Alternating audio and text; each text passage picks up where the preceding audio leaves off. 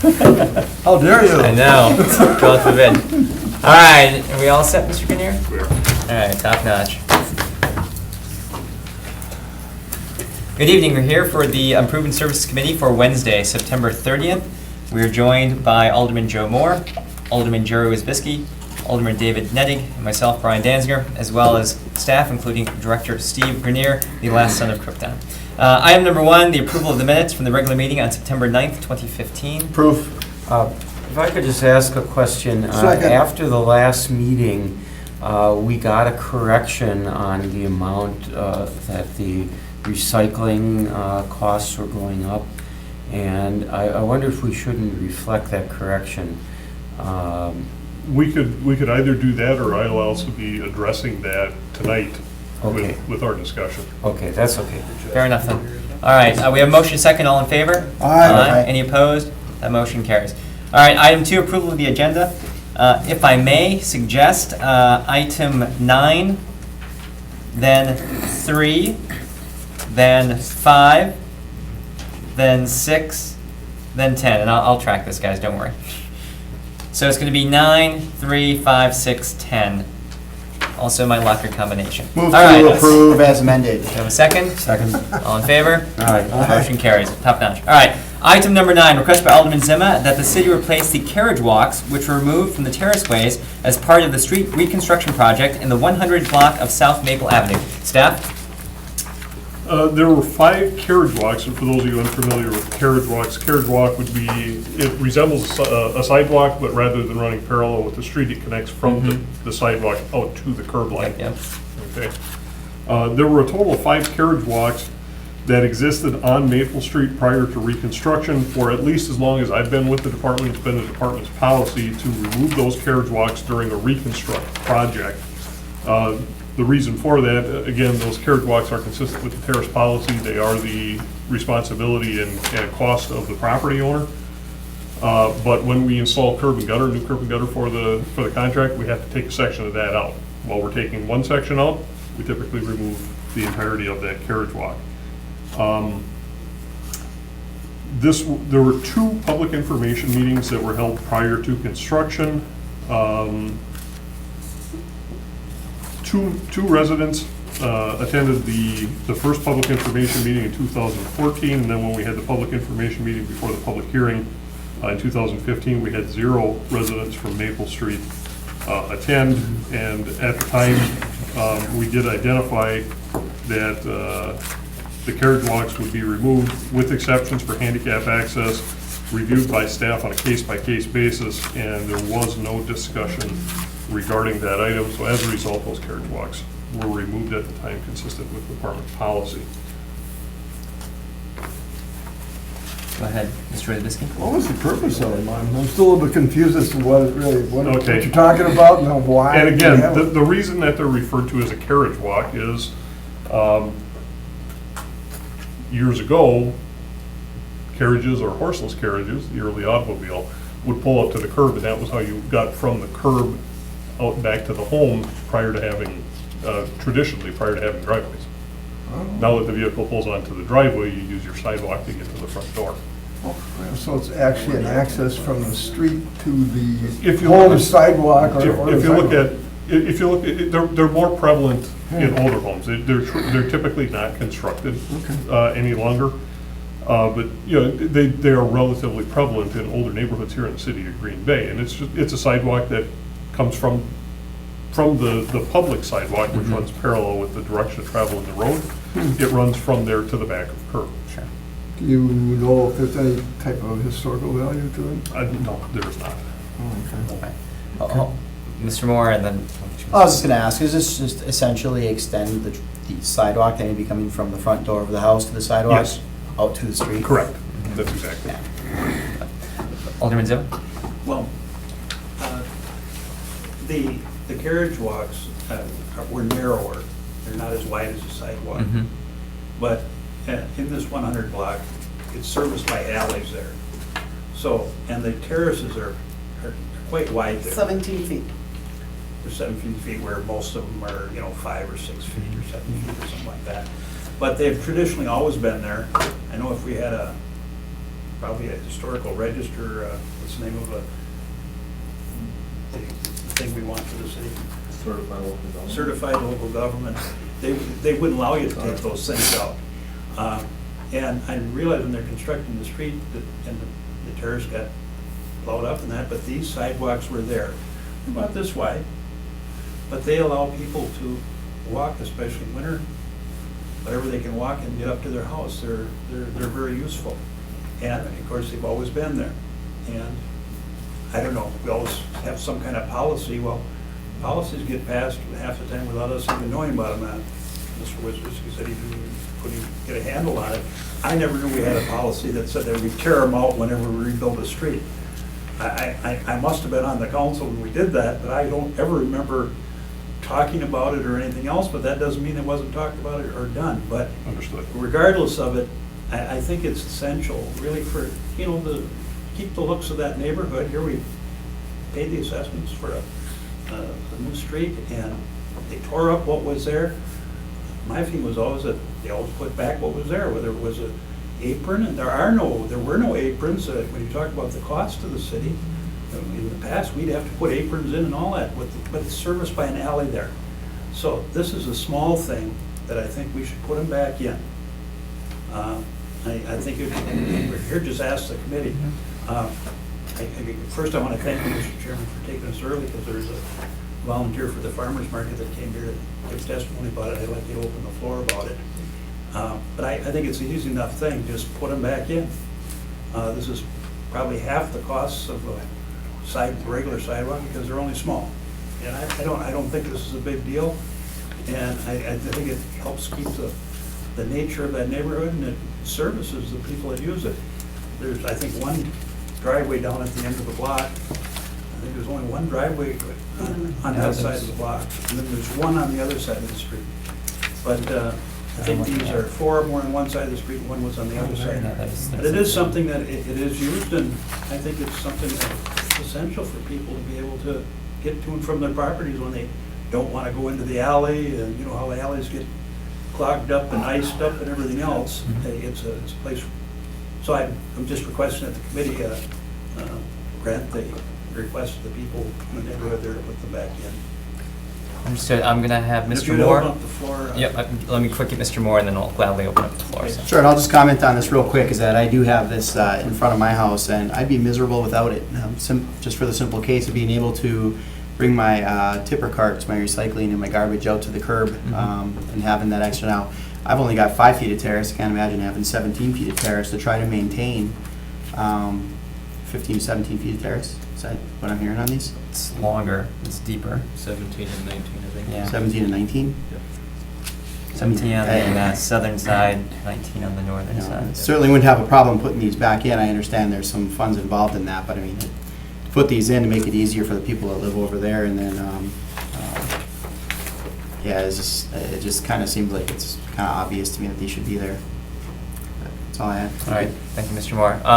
Again, any- on normal streets, you'd have aprons to put in that would be much more costly than this. This is a much more, less costly amount of concrete to be put in.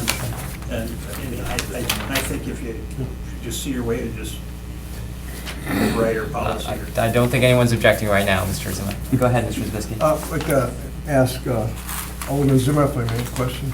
By all means. How wide would you like them to be? What would be Well, what the they least were- and the most, I guess? Basically, what they were before, I'd only be guessing, but they were 2 like feet or about 2 something, I feet think. wide. Just like a path, And basically. one was wider, but because their 3 feet? walk was wider, but. All right. Well, why don't we open up the floor, because it sounds like you have some information you can share with us, ma'am, so. Move to open the floor. Second, all in favor? Aye. Any opposed?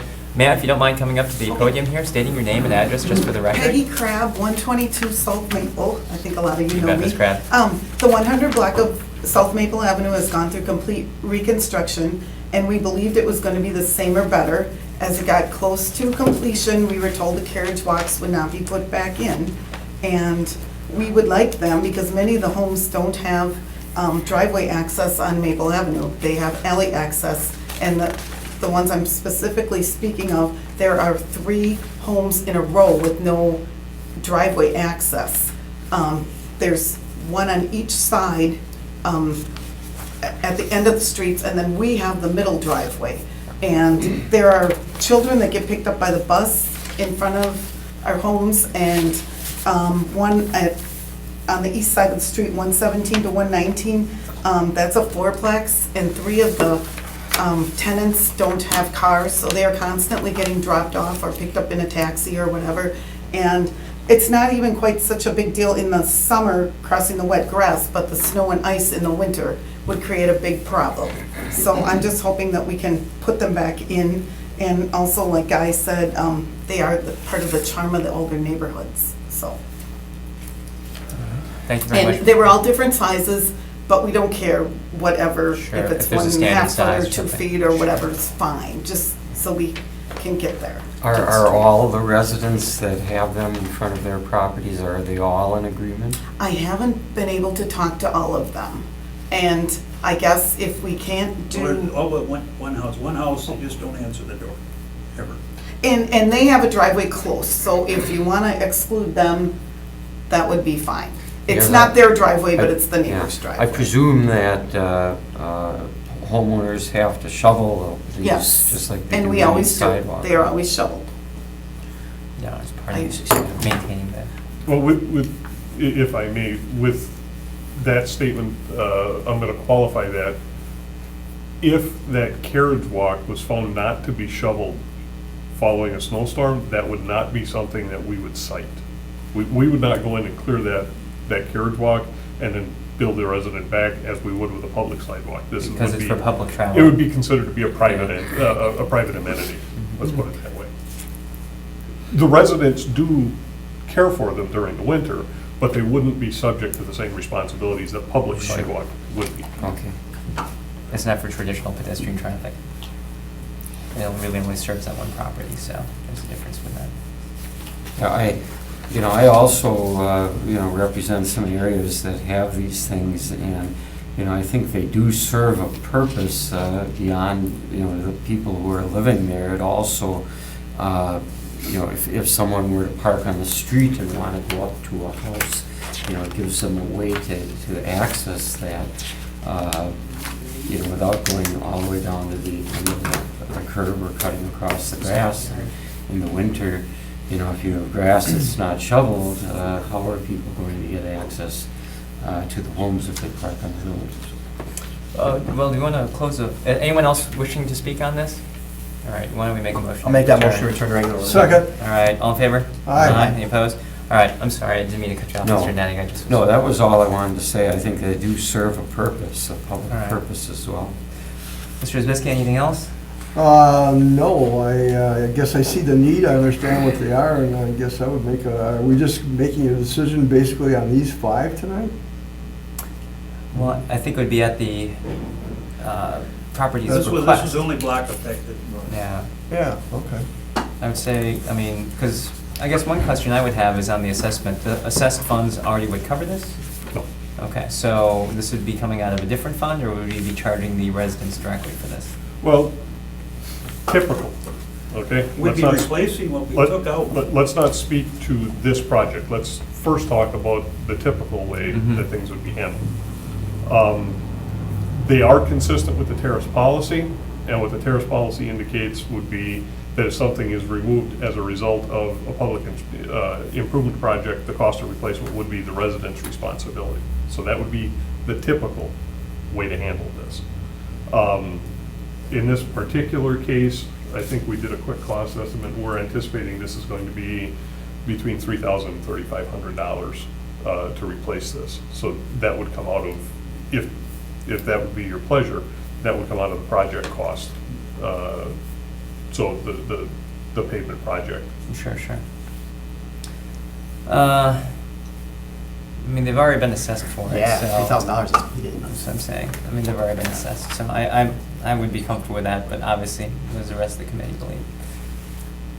Well, I think that when the motion is made, and I'll let Alderman Wisbisky make this here, but I do think that we do need to make these wide enough to be able to use the tipper carts on them, to be bringing them out a lot easier in the winter to do it that way instead of through the yard or around the alley. So I think we need to put that stipulation on there. That may affect the cost a little bit, obviously, if they're a little We wider. estimated about 3 feet wide. Oh, Okay, fine, so oh, that'll Oh, definitely so cover wide it. enough? It's almost a Yeah. sidewalk at that point, so, Motion approved. all right. Second, Mr. Stoyer. I just, thank you, Chair. I'd like to reiterate that I'm in favor of this as well. And I do feel that it does keep the historical integrity of the community as well. So please over there, but I'm full in favor of replacing these. Understood, thank you, Mr. Stoyer. Mr. Moore? Can we reach out to that sixth property? The one that was not, that we weren't able to Yeah, contact? hasn't been Because we're going to be represented. out there, we're going to be doing the work. I'd hate for us to get called back or have this come Well, up they down the probably road. wouldn't say a because- word if you put it in. They just, historically, I'm just telling you, they just don't talk with their neighbors, they don't answer the door. Nope.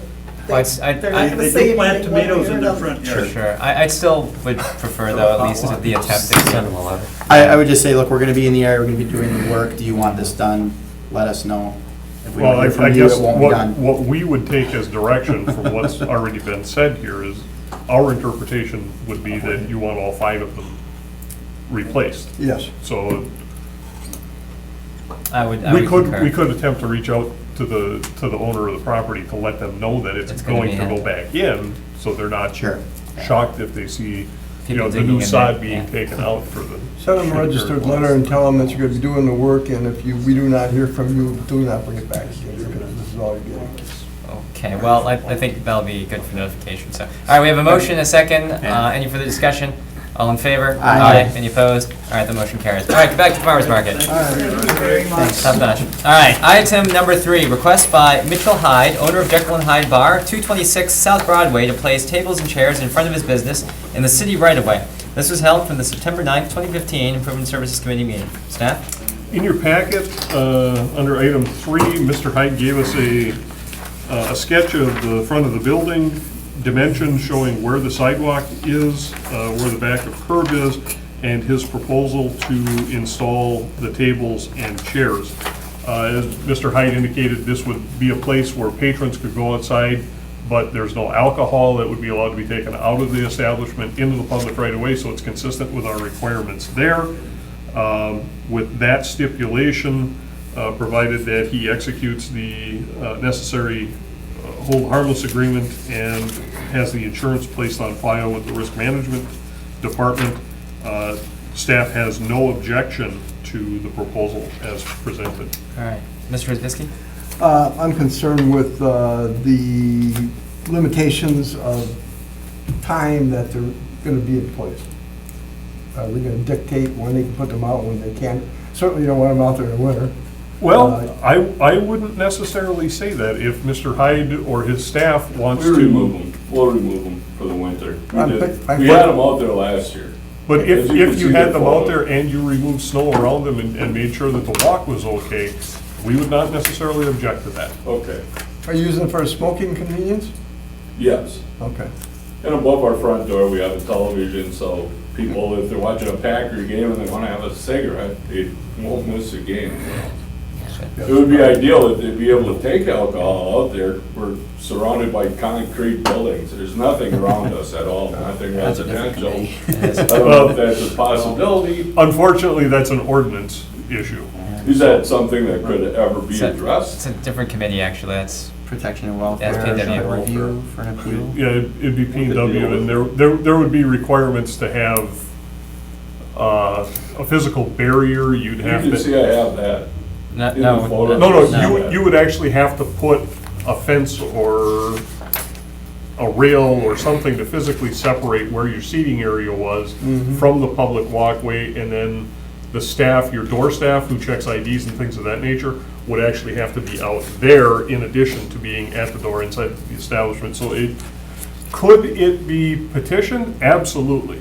And the Protection and Welfare Committee would be the committee to talk to. I'm just giving you a little bit of heads up as to the types of things that they would ask you about, or some potential conditions they may ask you to have in place, so that you at least have some forewarning and you're able to address their concerns. It almost seems like a moot point coming from my front door to that area, crossing the 5 foot of sidewalk that's owned by the city. That's where it gets to be a problem, exactly. If I may though, sir, again, I'm not on the Protection and Welfare Committee, but we fortunately have a member here who can speak at greater depth if you'd like to take that conversation outside. The reason, though, is, again, we need some sort of control mechanism in place to make sure that alcohol does not leave the property, or more importantly, alcohol does not inadvertently go into the property. So that is one of the reasons for it, and also for better monitoring when it comes to confirmation of one's age to drink.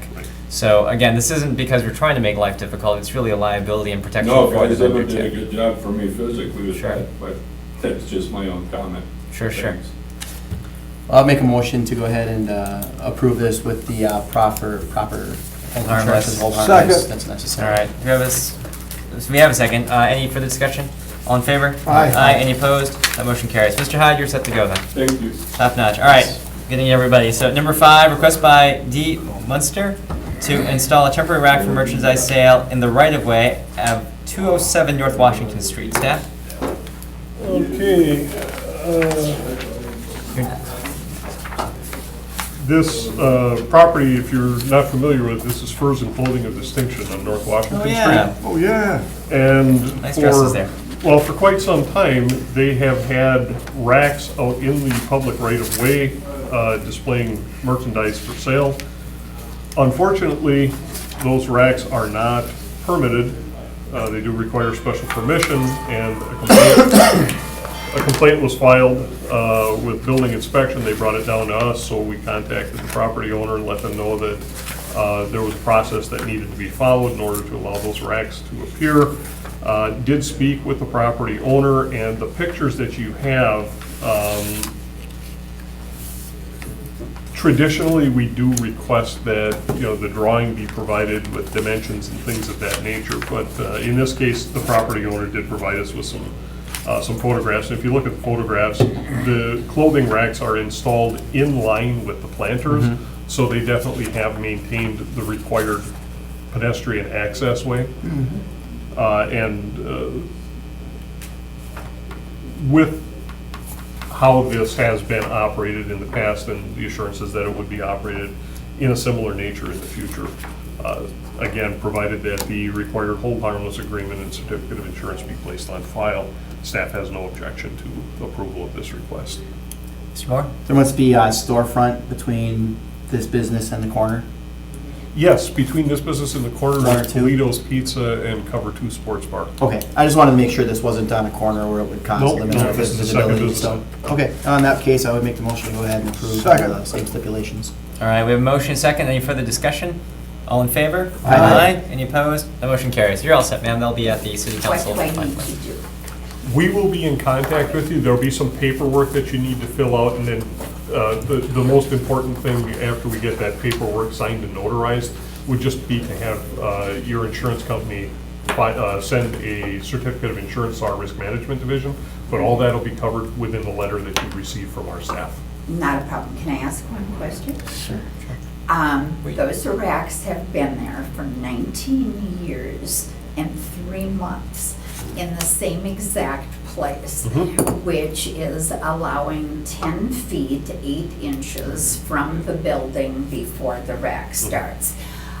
What is, and I'm not arguing, I'm just wondering, what is the reason after in excess of 19 years that all of a sudden it is an issue?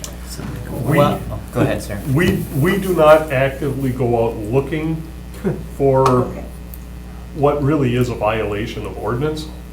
Okay? We don't go looking for them. It's on a complaint basis. Oh, okay. So my presumption, I don't know this because the complaint was made anonymously, but my presumption would be another business who had to get a permit turned around and said, oh, what about them? They have something in the right of way. And once a complaint was filed, then we have to follow We the have to follow. process. And that's all I was saying, is we're not actively looking to try and No, violations. no. But once Just it's in front of asking. us, we have to address it, so. And again, we take no objection with what you have out there. Now what you will have is a formal permit in place. And should somebody ask the question, we can now go back and say, oh no, she has a permit. She went through the Okay. process, she has the permit, she's licensed to do this, she's legal. Good. Not a problem. All right. Thanks so much for your No time. worries. Best of luck, ma'am. All right, item number 6, request by Amanda Patterson, owner of Cafe Madrid, to put tables and chairs in front of her business at 154 North Broadway. Staff? Okay, similar situation where we did receive We got a lot of this stuff. a complaint. This one, a little bit different, in that when this business applied for licensing and site plan approval, this was indicated that it was a patio, okay? This is not a patio, this is city right away, it's a zero lot line in the downtown central business district. I believe you are serving at these tables, wait staff? Well, wait, staff. Okay, so again, that would be consistent with occupation of the right of way. We do not take exception to the ability to serve tables in this manner. Again, we need to make sure that there's a minimum of that 5-foot pedestrian walkway. The issue that we will need to address is alcoholic beverages cannot be consumed without the proper permitting.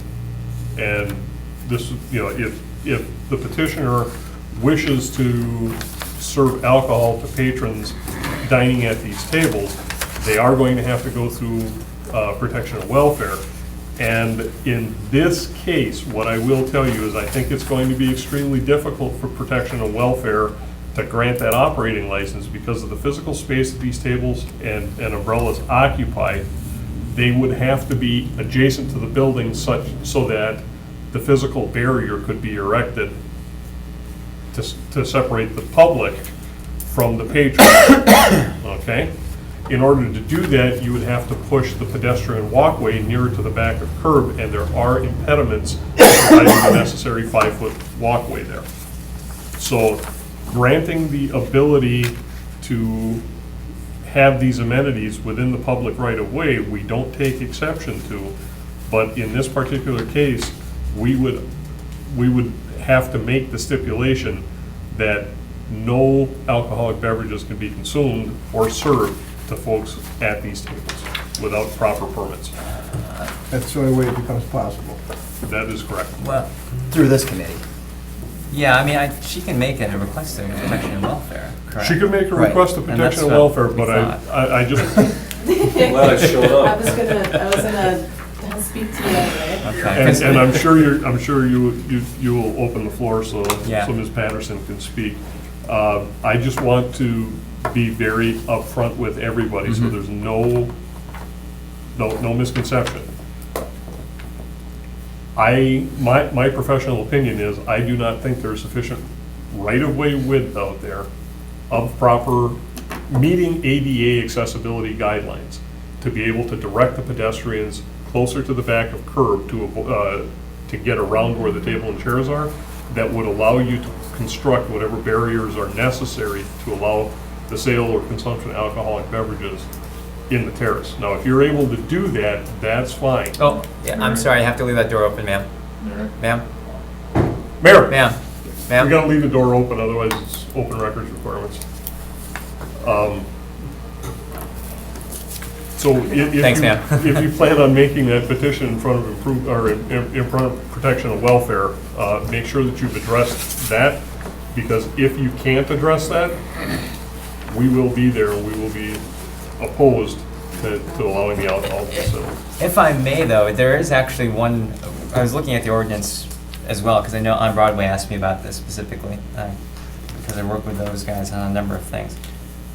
If she does have a full enclosure, though, that isn't necessarily adjacent, I thought you could still have a fully enclosed area, though, that still has separation from the primary building, as long as it's staffed. It would have to be staffed, yes. Correct. So to me, that was the differentiation. Now, granted, it doesn't exist now, but it basically would be like enclosures of either a bike rack or velvet rope or something that creates a definitive separation between the right-of-way, the public walk area, and that space. And that's for a different committee. No, and I you're- get that. I'm just and- merely trying to explain, Right. I think, and this wasn't to conflict with what you're saying. I'm just saying that when I was looking at the ordinance, I believe there was a way, though, to still have a self-contained area that isn't necessarily directly adjacent or attached to the building, as long as it's staffed. For ease of staffing, Yes. it traditionally has been. Totally gotcha. I'll- In contact with, and which totally makes sense, and then I. PD is also something you're gonna have to sell. Correct, understood. I'll make a motion to open I the think- floor to hear from the I supervisor. just Oh, have go one ahead. quick question. Go ahead, Thank Mr. you, Chair. Chair. Director Grenier, too. The width of that sidewalk right there is what? What is the width, from curb to the building? Offhand, I don't know and now, also bear in mind, what we're dealing with there is sidewalk and paved terrace. Okay? What we have to make sure for ADA accessibility guidelines, it has to be a minimum of strict adherence with ADA is 3 feet, city policy is 5 feet of sidewalk that has a cross slope of no more than 2% For access. for the pedestrian access. pedestrian traffic. access. And I Now, guess- with that, there also has to be some expectation for mobility and sight-limited individuals. And what that means is you can't take that 5-foot walk and make it a snake path. There has to be It has some to be- sort of, well, it can move in a linear fashion, it can move over, as long as there's some way to provide that cue, that clue, to those folks who would be so Well, impacted. I think this will, then I'll wait for Ms. Patterson to speak on this as well, but, you see communities, downtowns and such that have sidewalk cafes, other cities that have them as well. It'll just be interesting to see how this flushes out, because, as downtown is growing in some of the areas, you find more and more of this type of entity, like sidewalk cafes. So, and we gotta go with ordinance, et cetera, but it's definitely something that piques my interest and is something that our committee would study thoroughly. And if I may, and we have, I'm sorry, we have a motion to open the floor. Do we have a second? Second. All right. I'm going to discuss before we open the floor. To your point, though, I don't think anybody's objecting the concept of open-air cafes and using that. I think in all circumstances I have seen, though, in primary cities, is they do have some sort of sectioning off of that area, which is clear, not only from a staffing perspective, but also just to prevent people from plopping down and sitting in those tables without consuming or using the services of that restaurant. So again, another reason they want that delineation is to prevent, especially when you have the farmer's market, people just kind of occupying those tables thinking that it's public right-of-way versus an actual part of the established restaurant.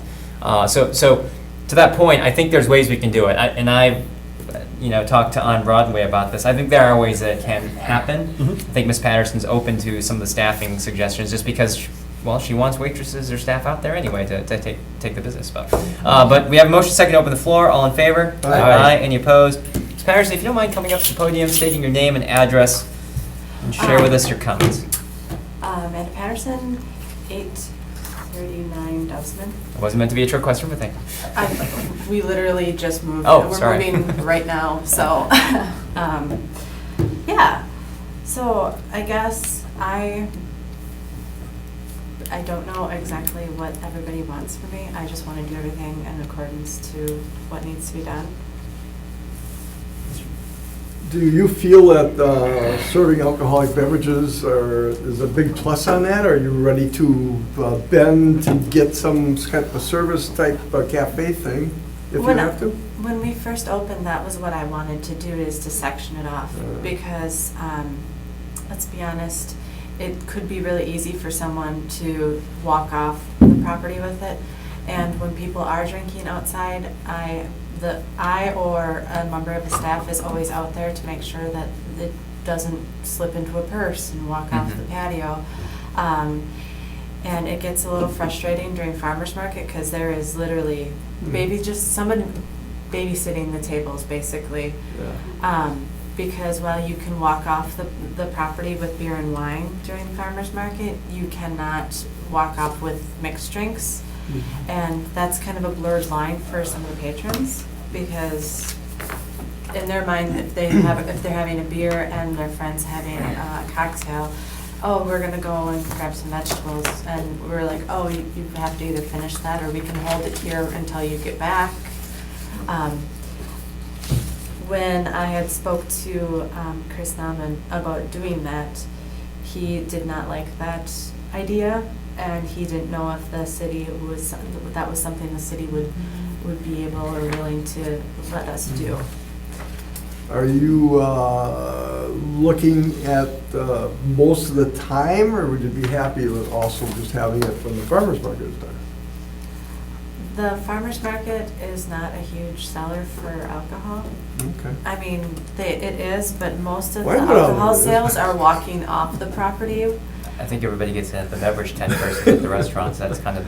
I was Yeah. in a place in California, this was really unique, and they had this type of thing going on. And we went to a restaurant, believe it or not, where they bumped the sidewalk out into the street and took a lane of traffic out. And as you're sitting there, there's actually cars coming down the street, and they're actually coming right towards you, and there's a parking spot. They actually dead-ended it right where they bumped this out, and that's why I was curious if, new wrinkle. I don't have that in my capital improvement. I don't think we're doing that either, so. I don't think that would be a. Okay. But, so, and I'm sorry, you kind of rattled through that a little too fast for me. So, it has to be a minimum 5 feet, correct? Correct. For the right-of-way for traffic and public. For pedestrian, um, right. And lights and Pedestrian whatnot. movement. So if we were to section it off, that's pretty much right now is what you're saying is it would have to be 5 feet of space section off. We would have to still maintain 5 feet of pedestrian walkway. And I think Alderman Danziger brought up a good point. It's something that we could, between my staff and inspection staff, we could definitely sit down and talk to you about it and find out what would be allowable under ordinance, and then help you develop a plan for providing that perimeter control. Mhm. And then you would have to go before the Protection and Welfare Committee to have them grant you the authority to have the open intoxicants in the public right of way. Okay. Because as of right now, we have tables along the side of the building. I don't know if you have the pictures that I We submitted. do. Okay, I would just have my husband send me the pictures just in case you needed them. so. No, so along the north side of your building, You're gonna okay. have to be more specific than that. I'm sorry. the non-street side of your building. Yes, okay. Okay, you're fine there. Your existing permit and your existing site plan is perfectly allowable there. Mhm. All we're concerned with is on the sidewalk out between the face of the building and Broadway. Okay. But along there, we have tables, and I believe they're just a standard 2x2 foot table. And then there is, at the very minimum, 5 feet of walkway between the next table, and then there's, which would be another 2x2, and then there's another 3 feet between those tables and the curb, give or take, just because I was not as on the ball down to inches as the first distinction lady. Sure. So then my question, and I don't know if this would be a question that you would be able to answer, if we were to, and I was talking to Tara from On Broadway, and they were talking about maybe possibly moving those planters to make way for more of a area for dining. If we were to take all of those tables and chairs and move them closer to the building, and there was 5 feet of space from where we would section it off to the curb, is that what you're speaking of? As long as that remaining 5 feet is at the appropriate slope. If it gets to be too steep, then, especially for folks who are sight limited or mobility limited, when they walk on too steep of a slope, it causes you to wander. So that's why the ADA has certain restrictions. But it doesn't, just offhand, looking at the photos, it looks like the entire width may be of the right slope, but I don't have any data to support that right now. Okay. So again, we're willing to sit down and work with you. Okay. We were notified of a violation of the ordinance. We are obligated to address it. Oh, and I understand that. Obviously, there seems to be a theme in tonight's meeting, so, yeah. So I'm willing to, you know, look into that where we can section it off, because to me, that would create a better environment for us. I was about to say, I think it'd actually make it easier on some of the issues of oversight and monitoring.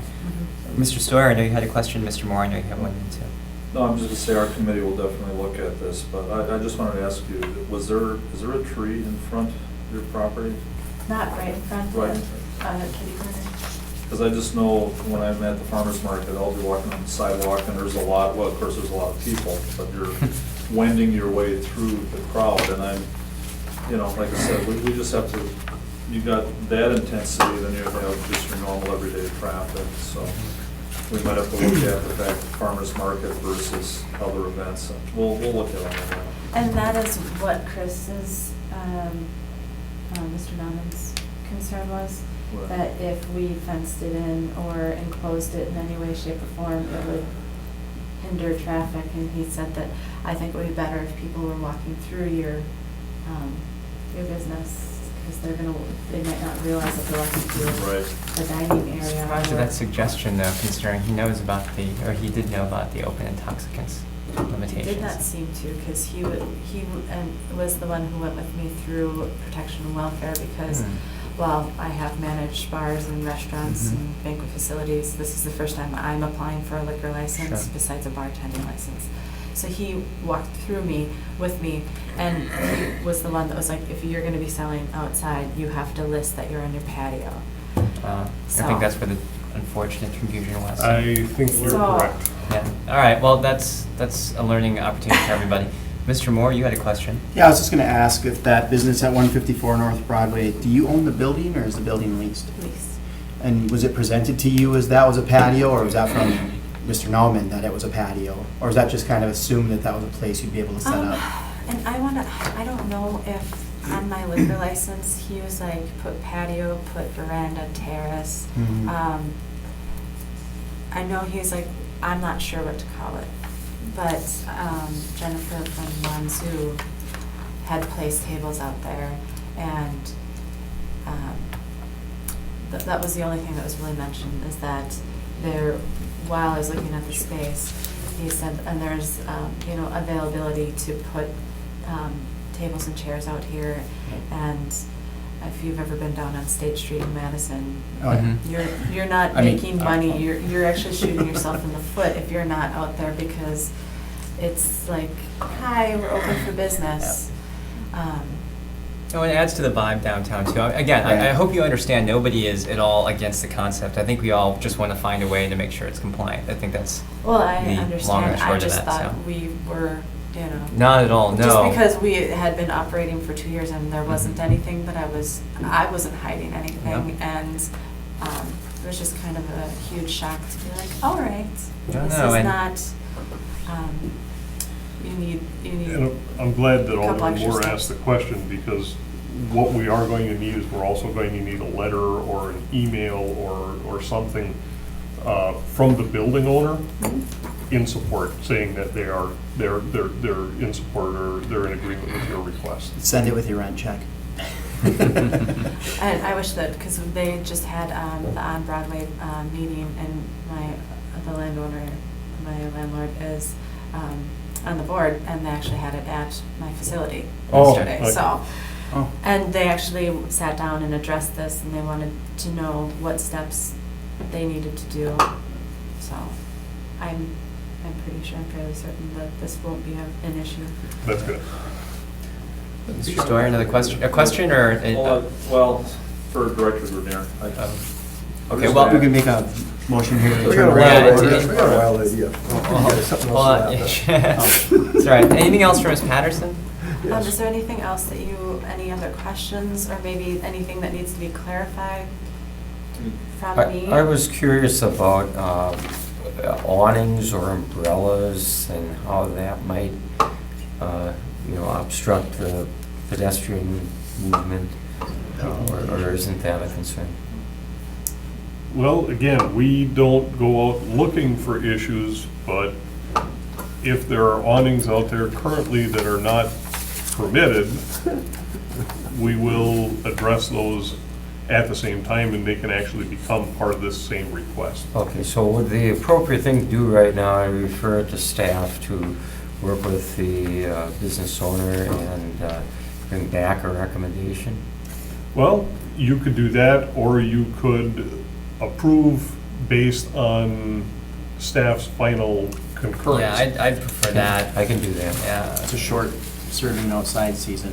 So, correct. I mean, that's what we want to help her maintain.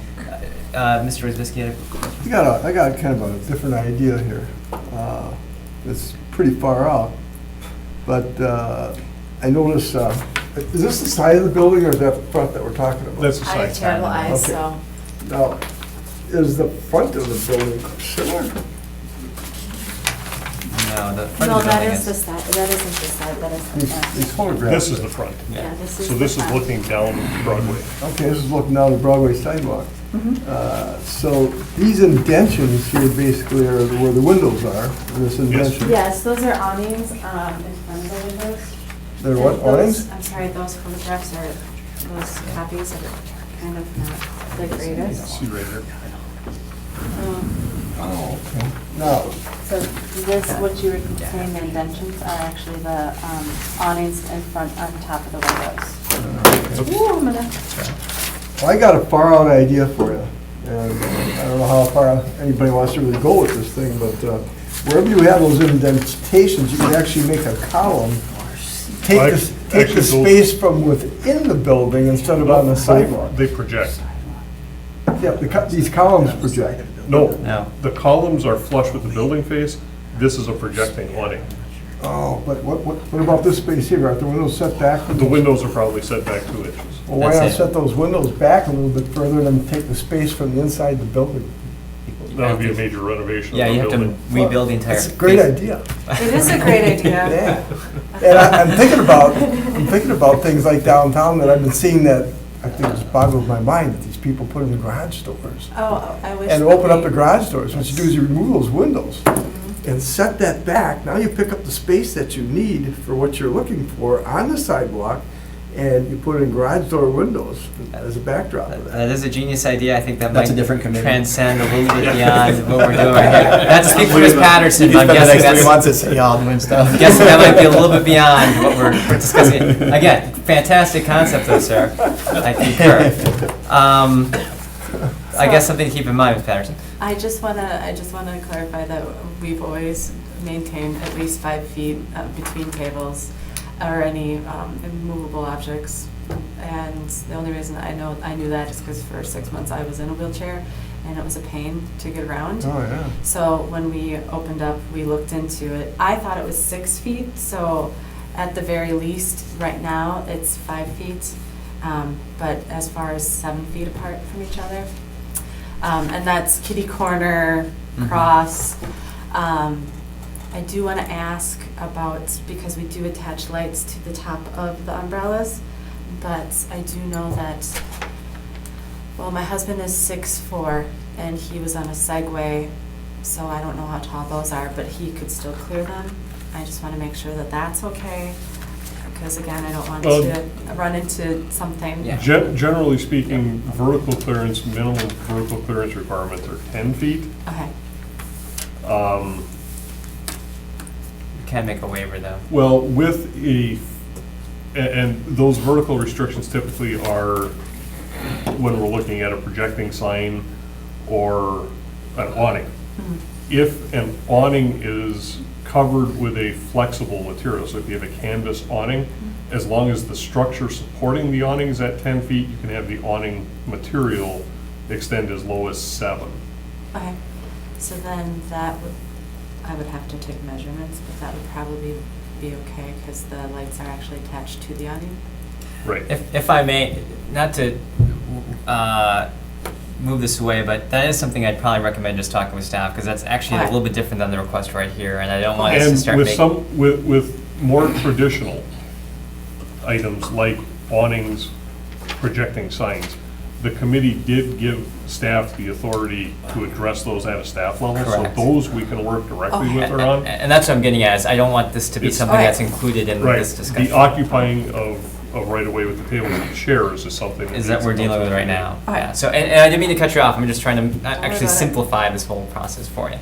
Mr. Stoyer? Oh, thank you, Chair. We also have the Historic Preservation Commission too for awning and signs and Mhm. things like that as well, so. Especially on that district. I don't, right, Sure. and we're very open to things as well. I'm on that committee as well. All right. Any further questions for Ms. Patterson before we move on? All right, do you want to make a motion to return to regular order? So moved. All right, do you have a second? All in favor? Aye. Any opposed? All right, that motion carries. All right, well, I think we've discussed this at some pretty good length here, and I think we all want this to work out. I think it's just a matter of what's the best configuration to get this to work. For the meantime, though, I'm recommending that we go ahead and allow approval contingent upon the staff, so that we can still operate, obviously, and still have the tables and chairs.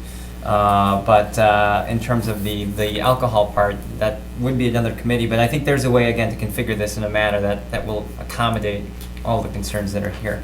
That's all I have to say. Anything, Mr. Moore, Mr. Nettig, Mr. Zbisky? I do like the garage door idea. I wasn't trying to poo-poo that. I think you should contact Garrett Bader, and Garrett Bader help her to change the whole front of that building and just work that thing right in there. All right. This is basically the same issue we had with Yes, the racks correct. Yes. first It is. distinction. Jekyll and and- Hyde even. Yeah, so we're being consistent with Correct. what we've done. Mr. Stoyer, closing comments? Thank you. Steve, or Director Grenier, I was just going to ask about the ordinance that is in place for this right now. I mean, I can dig that out as well, but if you have any information that, I can look at on this issue. Oh, I can definitely provide it to Could you you. do that? I appreciate it. All right. Thank you. No problem, Mr. Stoyer. All right, do we have a motion? Move to approve the request, Contingent upon staff, contingent upon staff Making it work. review. review All right. and approval. Second. All right. All in favor? Aye. Aye. Any opposed? All right, that motion carries. I recommend that we contact or connect you with Mr. Grenier at your earliest convenience. Do you have a card? Does he have a card? Well, sometimes you don't. Here's a truck. Big one. There's a copy of that tattooed on his arm. It's quite impressive. All right, item number 10.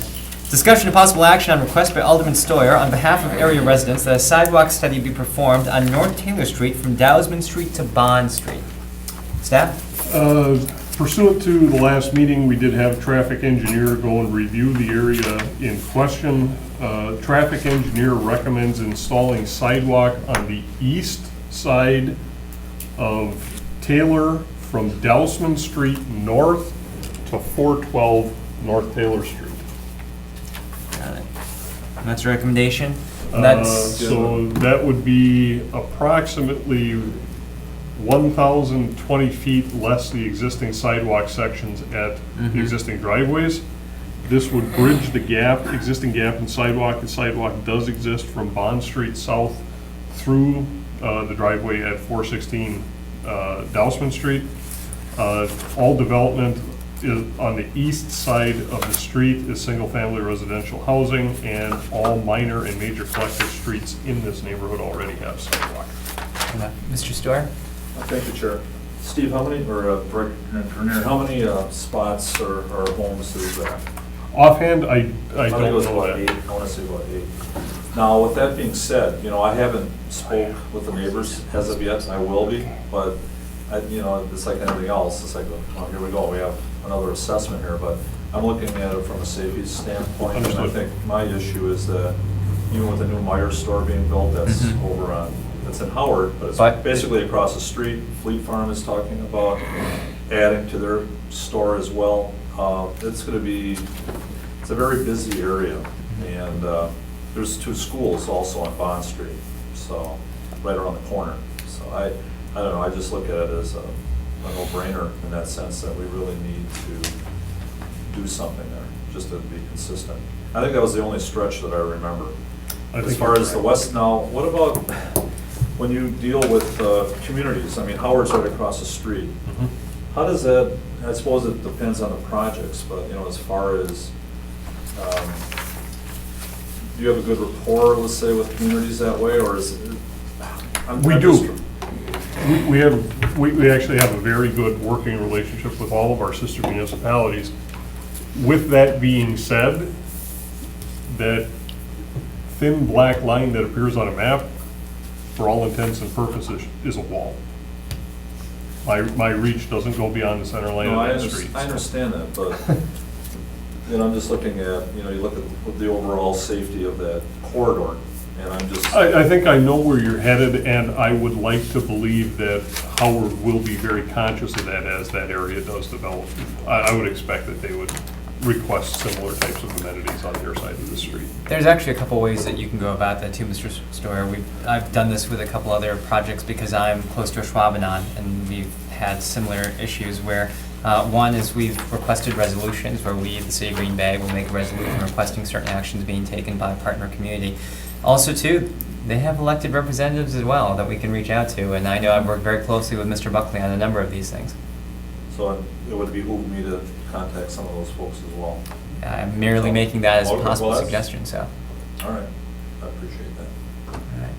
So, what do you need? Is there an approval here? What do you need? I think what we'd be looking for is to approve the installation of approximately 1,020 feet of sidewalk from Dousman Street to 412 North Taylor on the east side of Taylor, and order those sidewalks installed. And the assessment with it too. Well, that's inherent with the Sure, ordering of sure. sidewalks. Just one other question. With that order. Second for discussion. Yes. Go ahead, Mr. Greener.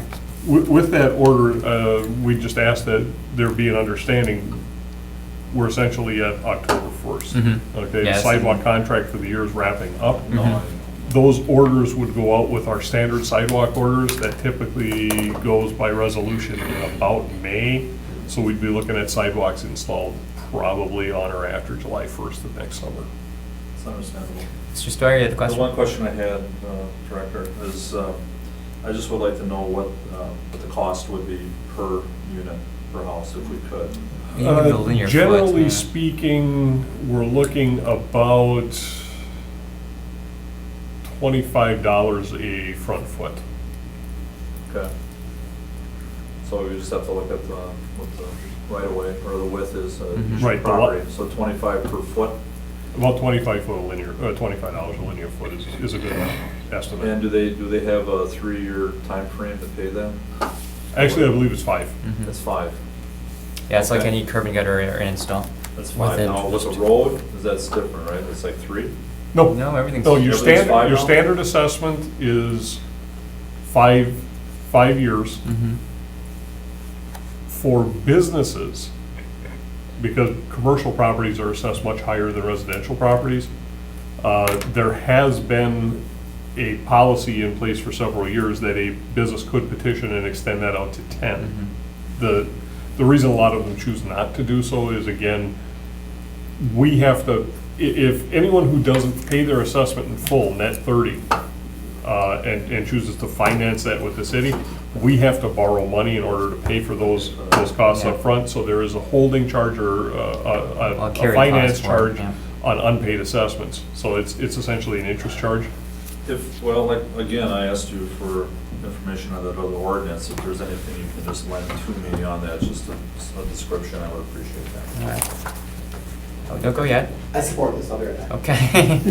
Well, all right, well, we have a motion and a second. All in favor? Aye. Aye. Any opposed? All right, the motion carries. Mr. Stoyer, you're all set. All right, You'll get home by 8. Thank you. If I'd like to take the liberty of moving up item number 13, actually, next, the report of the purchasing manager, so we can get him out of here. All right. And 12, I'm Sounds sorry, good to and me. 12.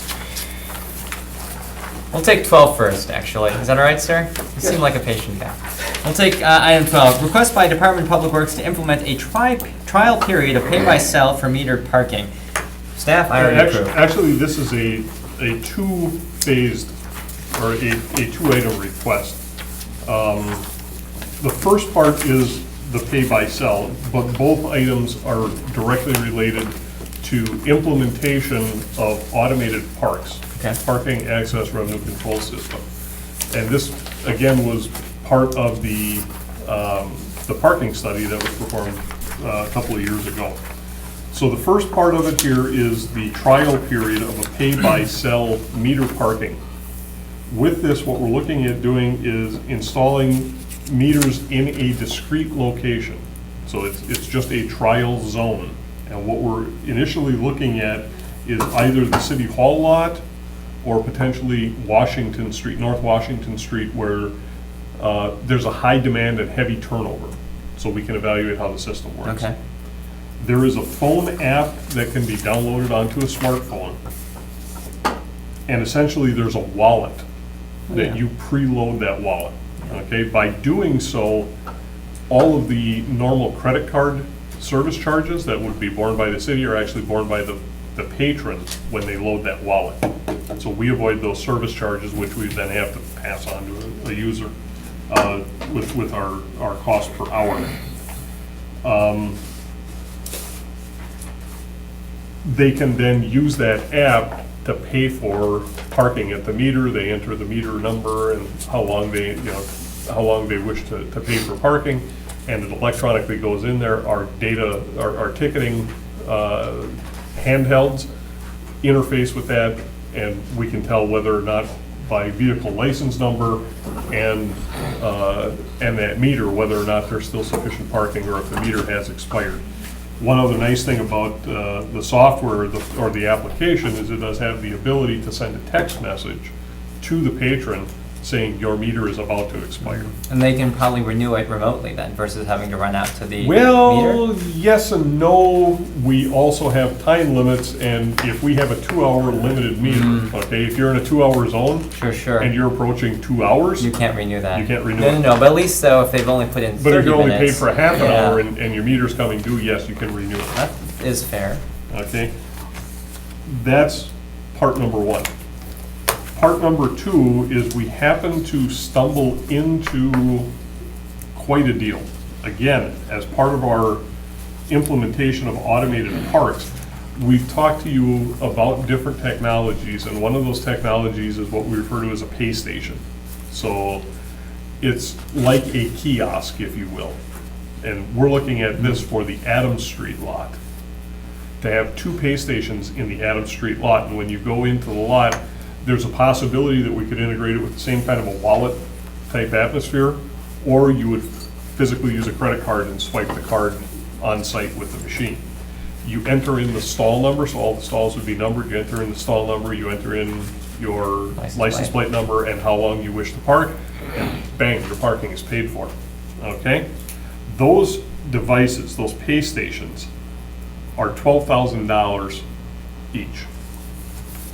The city of Appleton has 3 new in the box, still in the shrink wrap, pay stations made by Luke, which is, that would be a preferred vendor for us. Okay, these are the types of machines we like.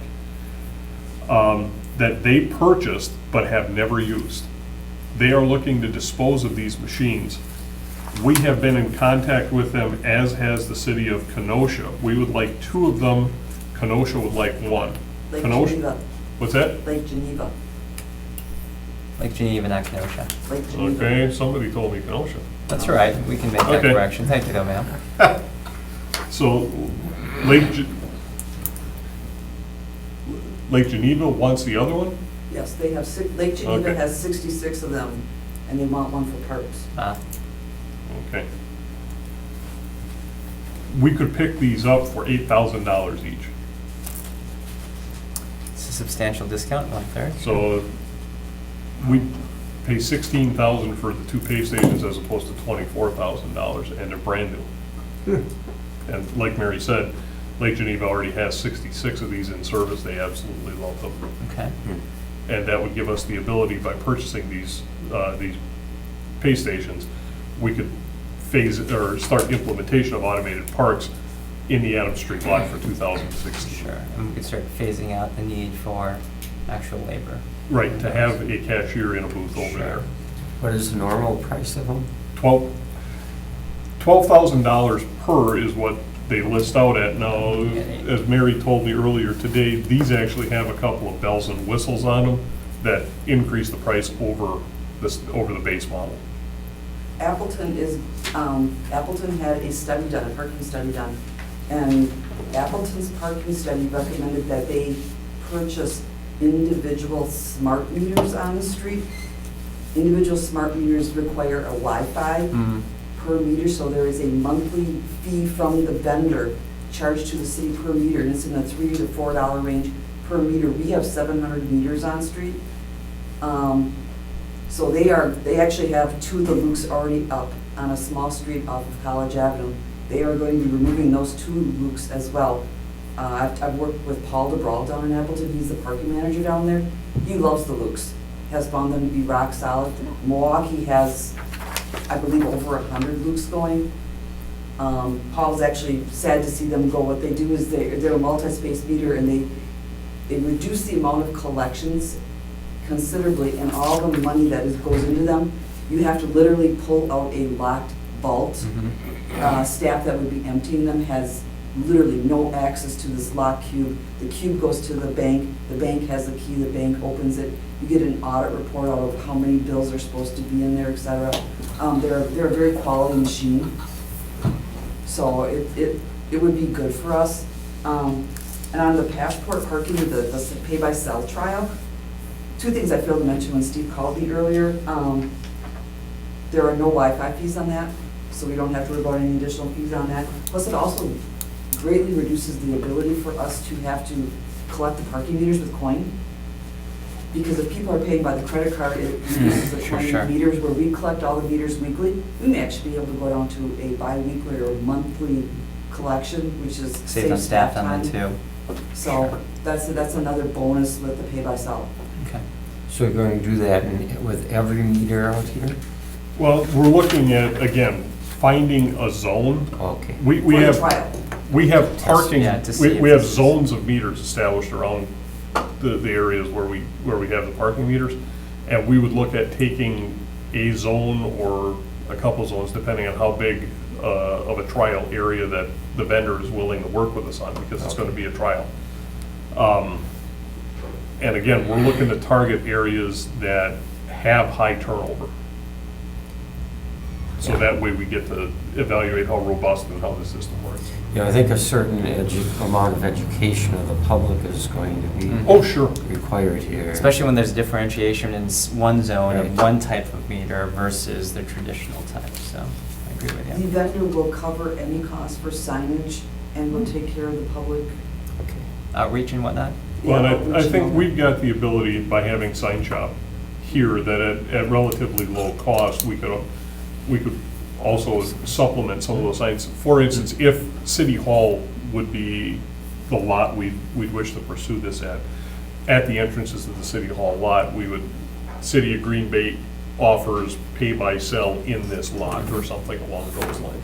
Now, those meters can also take traditional coin, so It does not affect it the wouldn't meter operation preclude at you all. from using the meter as you Traditional currently way. do. It just also offers you the ability to pay by Okay. All right, so you're looking for 2 things, an approval of the trial period as well as a purchase then? as well as the purchase of the, How about location? You looking for us for location too, or no? no, I think as long as you trust staff to pick the appropriate spot for I the think trial. City Hall sounds neat. It's kind of I a will trust staff representative area. on, I'll trust staff on that one. Motion approved as spelled out. All right, with the trial period and then the purchase of the 2 Luke stations. Do we have a second? Second. Any further discussion? All in favor? Aye. Any opposed? The motion carries. Good luck with that, And man. if- That should be interesting. Thank you, gentlemen. If I may, this gives me one opportunity to take care of staff. That is why I recommended that Mary go to superintendent. Interesting. Right Well, there. That's a we good approved case that, in point. so- Yes, thank you for that. Of why that recommendation was done. Fair enough. That was well earned. And We again, never- thank you. We never folks. question that for a minute. Aww. And I do apologize, I really seriously did just get off a horse. No worries. That's how I feel. Thank All right, you. thank you very much. All right, moving on, item 13, report of the purchasing manager. Item A, request approval to award the purchase of a monorail crane system for the DPW Westside Garage from Fox Cities Crane and Fab for $37,390. Has no one seen the Simpsons episode about the monorail? Goodness gracious. Sir? We issued an RFQ, request for quotes, for this. The RFQ was addressed two elements. One was the monorail itself, and then the second, or an optional part of the bid was a cover for the monorail. We had 4 responses. 2 of them responded for the monorail only, and 2 included both options. The low bid on vendor number 1 for the monorail of $37,390 was significantly lower than anybody else's cost for that component. That happens to be the monorail, or the vendor that actually worked with our DPW staff to help us design the specifications. It's a very good system at low cost. What we're opting to do here, that vendor opted not to quote the cover system because from a legal standpoint, from an engineering standpoint, they didn't want to have somebody else's cover installed on their monorail. So our plan is to purchase the monorail from the low bidder for that component at $37,390. Staff will then purchase the cover and work with the awarded vendor on the engineering and the design of the brackets that are necessary to install that cover on the monorail. And the combined cost will be about $10,000 lower than the complete units that were quoted by vendors 3 and 4. What we're asking for you, from you tonight, is just to approve the award for the monorail system itself. Okay, all right. Do we have a motion? Motion approved. Second. Second, any further discussion? Alderman Moore, you're kind of looking at Nope, stuff. we're good. All right, all in favor? Aye. Any opposed? The motion carries. Item B, request approval to award a 5-year contract for elevator maintenance for 2 elevators at the Cherry Street parking ramp to Schindler for $69,600, annually at a rate of $13,920. Staff? This is a sole source. Oh, yeah, I gotcha. The elevators at the Cherry Street ramp were manufactured by Schindler. We had some problems with them ever since that ramp opened. They do require a great deal of maintenance and repair due to the environment they're located in. Many of the parts and diagnostic equipment required for the maintenance is proprietary to Schindler. Although other elevator companies can work on the elevators, the lead time to acquire the parts and/or services is lengthy. So in order to keep the elevators running efficiently and minimize the downtime when repairs are required, we would request that a sole source go to Schindler for this. Motion approved. Do we have a second? Second. All right, further discussion? All in This will favor? be discussed at council, I'm sure, so I guess I would just be prepared with that information or submit it with the minutes.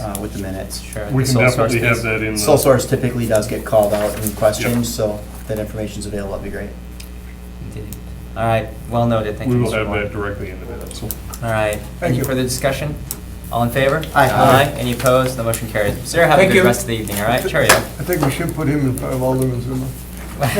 Well, perhaps. Item 4, request by Lorraine Shield to rescind the weed control and site growth charge of $167.10 at 1400 to 1402 Caters Drive. Staff? Actually, there's an interesting thing on this. Really? Yes. this one is rather interesting. This is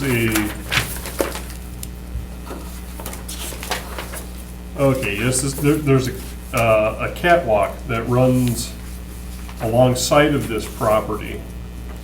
I'm trying to remember what the 2 streets are on either side.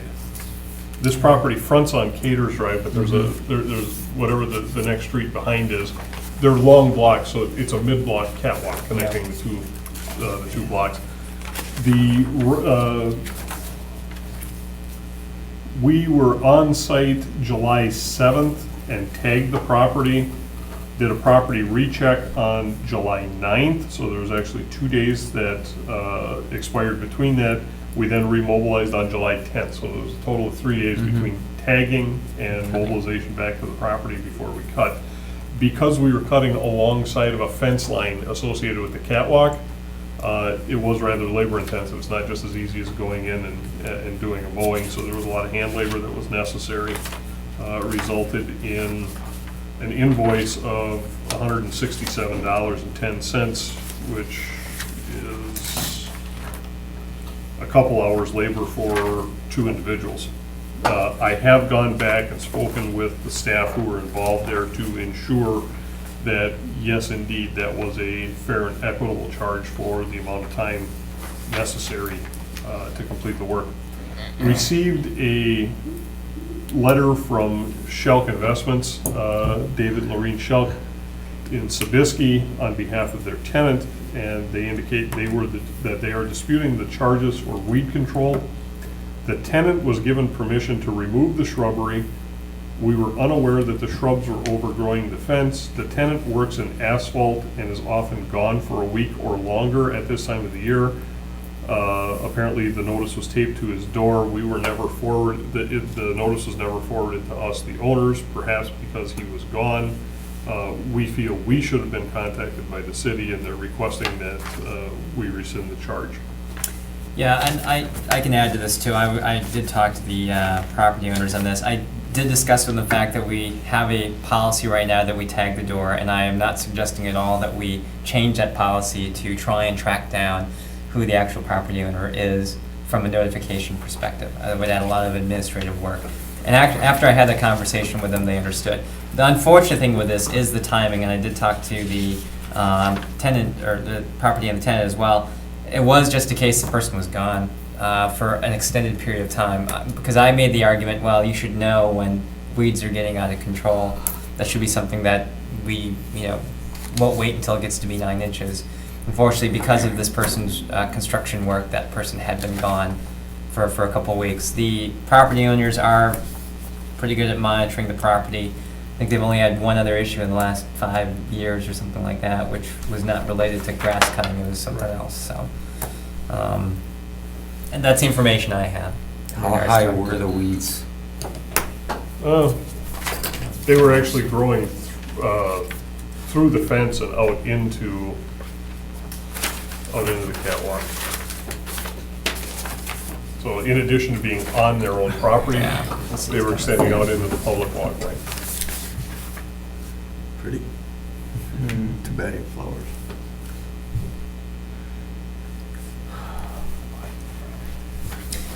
I can see why that would be labor intensive. One of those situations where we did the work that, I know in the past that we've discussed, splitting the cost with them. I don't know if that's an option here. I mean, I think it's a good Second gesture, and motion. I don't think it'll happen again, but I would make that a motion. Second motion.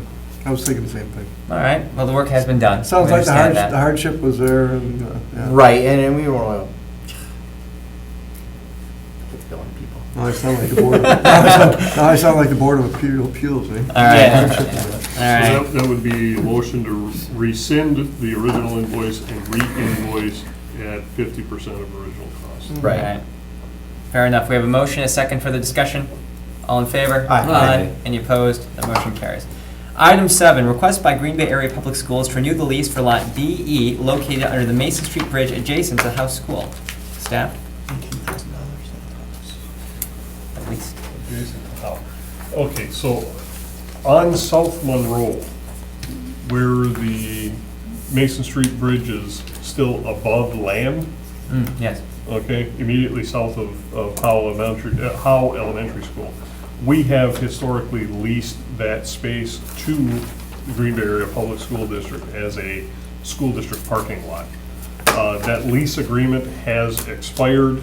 The school district is requesting, or it has not yet expired, but will expire at the end of 2015. They're asking to extend a new lease for a 5-year period commencing on January 1st, 2016 and terminating December 31 of 2020. The lessee shall have the right to renew the lease agreement for 3 additional terms of 5 years, so it would be a total 20-year term between ourselves and the Green Bay Area Public School District. I will tell you that Green Bay Area Public School District has been very good to work with on leases of this nature. Would we, as a parking division, wish to seek other tenants who might be willing to, I don't want to say pay more because it's a market rate Yeah. agreement, okay? But the short answer is no, I wouldn't be interested in that. We have a good relationship with a longstanding client. Terms are favorable to both parties. They take good care of the lot, and truth be told, it's really only accessible By the high school. by the house school. Sure. So That's the thing I'm looking at. It's kind is of a, it's I kind don't of a see how captive anyone else would audience. get value from that. Right. It would have to be another business that has a suitable need on the south, the south end of that Monroe downtown corridor, because most of the parking is actually accessed off of Jefferson. Mhm. Motion to approve, I'll never have to deal with it again. Are there provisions that if we have to do bridge work or something that we can? Absolutely, and they've been access very, to it? very good to work with. Okay. There have been occasions over the past couple of years, actually on an annual basis, when we had to do bridge cleaning. They're very receptive to working with us on that. When we did the bridge light replacement project a couple of years Sure, ago, sure. again, they worked with us very well. Okay, Fantastic. All right. okay, I support it. Well, we have a motion. Do we have a second? Second. Any further discussion? All right. Do we need to put the time frame on that, or just simply say renew? I think if you, and I guess rather than renew the lease, we would enter into An agreement with.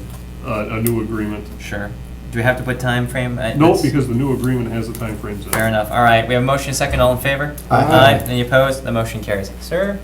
I don't know if it's out of order to readdress what we just talked about. We can make that accommodation. With respect to that sole source request, the objection typically there is that we haven't sought competition. Elevator maintenance has been bid, and an award was made. We have a contract with Kone for all of the other city elevators. We know what a competitive price would be. We're paying about $88 a month extra for these elevators because of the proprietary equipment and service required. So the basis isn't an objection versus sole sourcing, it's selecting the source that can provide the best value. Sure. So I just wanted to. That actually helps clarify articulate Yeah, I considerably, appreciate because that's a that. little bit of a differentiation than Yeah. just simply going to one vendor. So maybe the term sole sourcing was inappropriate. It's, I don't know what we would have called it. Well, I would say and product actually chose provider, that. the vendor, the. Well, sole source is the appropriate terminology, but we don't sole source things, sole source items without good reason. Mhm. Right, Yeah. right. Yeah. Okay.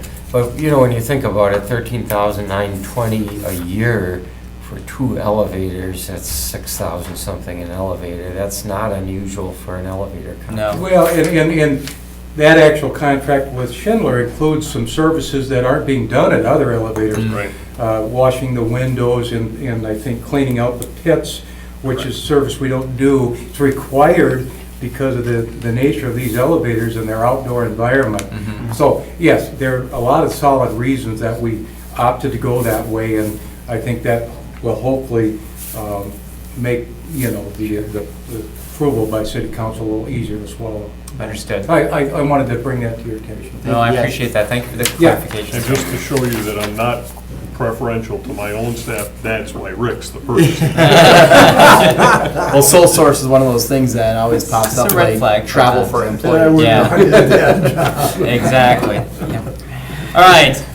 Item number 8, request by Alderman Weary to investigate options to allow overnight on-street parking on weekends except during snow emergencies in residential areas. Referred to staff at September 9th, 2015 Improvement Services Committee meeting. Staff? All I'm going to do at this point in time is provide you with a brief update, some supplemental information. We have not come up with any alternatives at this point in time. We will continue to work on this as time goes by, and we will bring back recommendations at such time that we have something. But I wanted, we didn't necessarily define a time the last Sure. time we spoke about this. I'm actually coming back with something. Do you want us to say by first week of November? Is that adequate? I don't time? know that I would do this during budget time. I would probably push it back another month. That's what I'm asking. What's the committee and staff comfortable Well, with? Personally, I would like to be able to bring you something first meeting of 2016, Okay, that's fine. if that's Okay. agreeable to So everybody. moved. And so then, this request, what we'd be looking for an action is refer to staff with a report due First INS meeting. First in INS 2016. meeting of 2016. That'll give you the opportunity to get snow pushed and leaf and stuff picked up and a budget done without having to pour all your resources. And that's the only reason I was asking, what's the time frame we're all Yep, comfortable no, with, that's so. perfectly fair. All right, I also maybe reach out just to Mr. Weary if you can, and just Will let him do. know about that. Mr. I'll Nutting? make that motion. Oh, sorry. Do we have a motion, do we have a second? Yep, All second. right, Mr. Nutting, do you have something, sir? No, I'm okay. All right, all in favor? Aye. Any opposed? That motion carries. Item 11, high-level view. Thank you, Mr. Veneer, by the way, for reaching out to all of us, I think, on this. Distribution and discussion on the proposed Department of Public Works budget for 2016. And I To receive apologize. place on Paul. Receive, place on. I apologize for not clarifying the wording, because one thing I'm not going to do is distribute, okay? Please provide overview. How about that? Steve has some dandy reasons for what he does at times, but, No one questions that. so I'm gonna give you the highlights of what I have for a draft budget, and I will tell you, I have reviewed this with the mayor's office and finance department already. Start with the engineering division. Salaries, regular salaries are up by about $76,600. That's a reflection of both the engineering salary study that was completed and approved by council earlier this year, and the 2% general increase that was part of the budget. Health insurance costs actually have decreased by about $28,000 to reflect the anticipated need in 2016. I know Human Resources Department has been diligently working on some options to keep health insurance costs in check. Dental insurance, SSI, Medicare, and Wisconsin Retirement System are following fringe benefits, so there's adjustments, commensurate with salaries there. One big item that you will see reflected in the budget is our training and travel for engineering division. We have requested an increase in training and travel of about $9,000 this year, and that's a direct reflection of the need for additional AutoCAD training. When I started engineering, when Jim started engineering, we didn't have AutoCAD. We were still working on manual tables, okay? T-squares. So with AutoCAD coming in, the way that AutoCAD used to work, AutoCAD was a drafting software, and then there was a second vendor that provided design software, and those two had to marry together, okay? About 6 years ago, that changed, and AutoCAD integrated the design software into their package, and now it's referred to as AutoCAD 3, Civil 3D. Okay? The package has gotten very complex, very powerful, but very complex. And I don't know if I've mentioned this to you in the past, but we had a little staffing turnover over the last year or so. Oh, you did? So, bringing on essentially almost an entirely new staff, I need to have some additional AutoCAD training for those folks. So what we've done traditionally is Master Graphics is an AutoCAD licensed vendor down in the Fox Valley. They have in-house capabilities to conduct this training. We typically sent a couple of folks down to Master Graphics to have the training done. Rather than do that, we can pay about the same amount that it would cost to send 2 people or so down to Master Graphics. We can have them tailor-make a program and bring them in-house. We'll use our training facilities, and we can have everybody trained at once. So that's what we're proposing to do. It's about $9,000 to bring those folks in, so we're gonna be requesting that. We also have a line item in our budget for subscriptions, and that's the licensing fees that we pay. We've had to purchase more licenses of AutoCAD than we've had in the past, and again, because when you buy the software, you get the software, but you have to buy an annual subscription for Each individual maintenance piece, and updates and support from the manufacturer, and we're kind of locked in. AutoCAD's like saying a Xerox machine, okay? Yeah, it's the industry standard, and there's Exactly. really no alternative, so. So I understand that's the big items. On the revenue side, why it's been this way, I don't know, but consistent with past practice, the recycling grant actually shows up in the revenue stream for the engineering division as opposed to as opposed to the operations division. Okay. Again, I don't know why, but consistently, it's been done that way, so we continue to do that. The governor's budget for 2015 reduced the recycling grants to local municipalities with the intent of restoring them back to their previous levels next year. For the city of Green Bay, that was an $87,000 hit. So revenues just due to the recycling grant are down $87,000. Operations division. Operations is our biggest impact on the tax levy within the Department of Public Works. Regular salaries are actually down $92,000, about 1.15%. This is due to staffing cutbacks, primarily resulting from automation and retirement attrition. Health insurance, life insurance, SSI, Medicare, Wisconsin retirement system, all down following regular salaries. The clothing allowance used to be, there used to be two accounts, clothing allowance and personal supplies. Last year, to try to get some consistency, both within different divisions of operations, but also then between operations division, traffic division, engineering division, park, rec, and forestry. Okay, everybody had different policies relative to equipment that we would provide for employees. So myself, Director Kramer, Director Boland sat down and we kind of hashed all this out so that we all had something relatively consistent. And with that, we used to require work boots. Okay, work boots are required for field staff. That's my engineering field staff as well as operations. They have to meet certain criteria. So what the employee was required to do is if your job assignment required a safety toe or steel-toed work boot, you go purchase that boot, bring it in. We needed an original receipt. Now, a lot of these folks went over to like a Rogan Shoes where you buy one, you get one half off, but you had to keep so getting original receipts was always a problem. Guys wanted to keep that original receipt to go back and Get their half right. Yeah, that makes sense. There was a lot of staff time spent inspecting the boots to make sure they met the criteria, gathering the receipts, processing the paperwork for reimbursement. We reimbursed $100 for safety-toed shoes and $85 if your job didn't require a safety toe, just a conventional work boot. Okay? What we did is we said, we're wasting so much staff time with this. We raised the reimbursement amount to $150 because now we're going to provide that as a stipend to you on your check, and there's a tax liability that goes along with that. So by raising the amount, we actually covered the taxes, so it was not a negative impact to the employees. Once we combine the old personal supplies account and the clothing allowance, overall, we're down $1,900 from previous years, but if you look strictly at the line item, it's going to show that we're up $15,000 and change. Just show the offset on that, Okay, though. so That's a big thing. The net effect is we're actually down $1,900. Contractual services, we're up $3,300. That's due to just increased costs by vendors. But if you do it on a percentage basis, it's 30%, but it's $3,300, and that pays for the cost of our weather service. We contract with a private weather service, so we get personalized weather forecasts, especially as it relates to snow events, HVAC maintenance, water sewer cross connection inspections that water utility does, or that we do through the inspection department.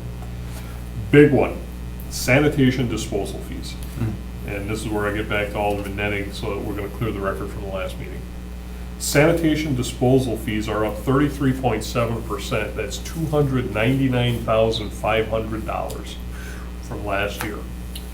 This increase is due to a change in generating revenue on recycling versus having to pay for it. That's anticipated to amount to $219,000 next year in swing. Real quick, just in our conversation, it was a $15 revenue per And now ton. it's a $15 And a charge. $15 expense. Now, has Brown County settled on the $15 number, or could this come down before budget time?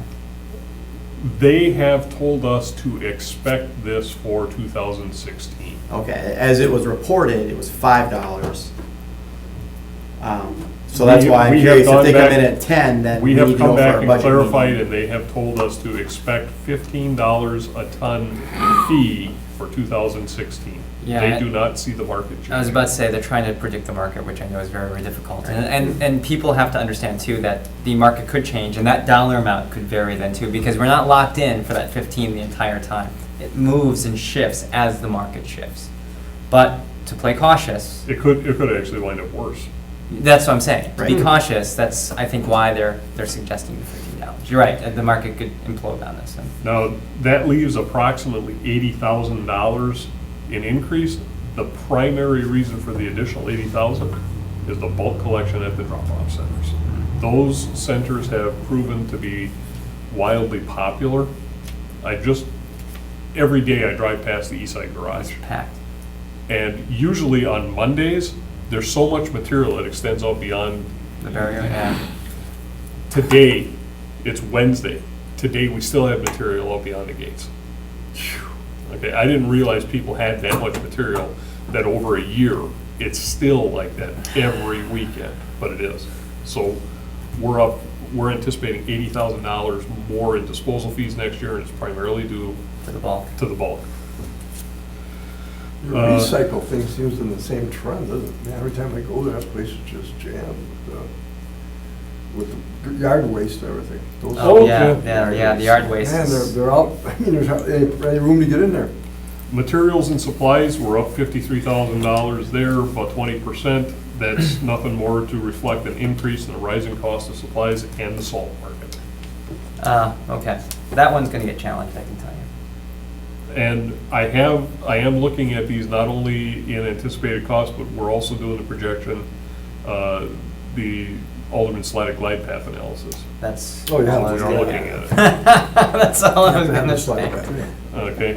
Also bear in mind, materials and supplies, we have, every year that I've been director, we have come back in the spring and asked to get applied surplus And we never have. to get us through because we ran out of salt. No, I know. We're but- looking to buy enough salt to get us through this Sure, thing. sure. Blacktop materials, up $5,700. That's more material equals more repairs. It's that easy. Joint sealing materials, that account, we're requesting $23,000 more next year. Again, we're asking for more material because that's more routine maintenance we can perform. City equipment usage. This is an account that money that's placed into the city equipment use fund then gets pushed off to the equipment replacement. Okay, so every time we use a piece of equipment, there's a charge associated with that, and that money goes over and is used to fund new equipment purchases later on. We're requesting a 3.5% increase over last year. It's about $66,000, $66,800. Two items that go into that: the state rate, the state reimbursement rate or state payment rate for equipment increased by 1.5%. Plus, we're looking to increase 2%. To help fund that account to cover needs that aren't reflected in the state rate. The state rate doesn't pay the true cost, it's only partial cost. So we're looking for an additional 2% to help get that account moved back up to where it needs to be. Building repairs, we're looking at a $17,000 increase there. That's to fund additional repairs above and beyond what we normally do that we anticipate coming out of the building evaluation study that's being finalized right now. Electricity is down $6,500. Natural gas is actually down $38,900. It's about a 32.7% decrease on the natural gas side of things. Why is that? Going back and taking a look at energy efficiency implementation that we've done over the years and historic use, we're starting to cut We're that trying to back get, like, down Great. based glide off paths or historic. Oh, that's nice. Sewer's up. I was gonna say global warming, but No. Don't do that. cell phones are actually gonna increase by $18,000. Oh. That account is where we're putting the airtime for the AVL GPS systems. Oh, okay. So, All right, so that's not staff cell phones, it's Correct. just cell This is usage. actually cell It's the usage cell on usage, got airtime. it, okay. Mm. Make So- sure that's clear when that's discussed. and we will make sure, that's why I'm mentioning it. Yeah, that'll be a This will actually be a new recurrent charge, and this will be the new level of funding to cover the AVL charges. Sewer is going up about $2,100, and that's to reflect the increase in sewer charges that are coming down to us from GBMSD. And department insurance, this is an allocated account that comes from risk management, but I think it's a reflection on workplace atmosphere. Our department insurance allocation has decreased by $33,000, it's about 15%. And that reflects the safety culture that's been implemented and the lower insurance claims that come out of operations division. Overall, expenses within the operations division are projected to be up $302,170. That's a 2.2% increase. Of that $302,000, $219,000 alone is due to the change in paying for recycling versus generating revenue. $53,000 of that is due to increased material costs since last year, and $28,000 of that is requested additional preventative maintenance. That's operations division. Traffic division.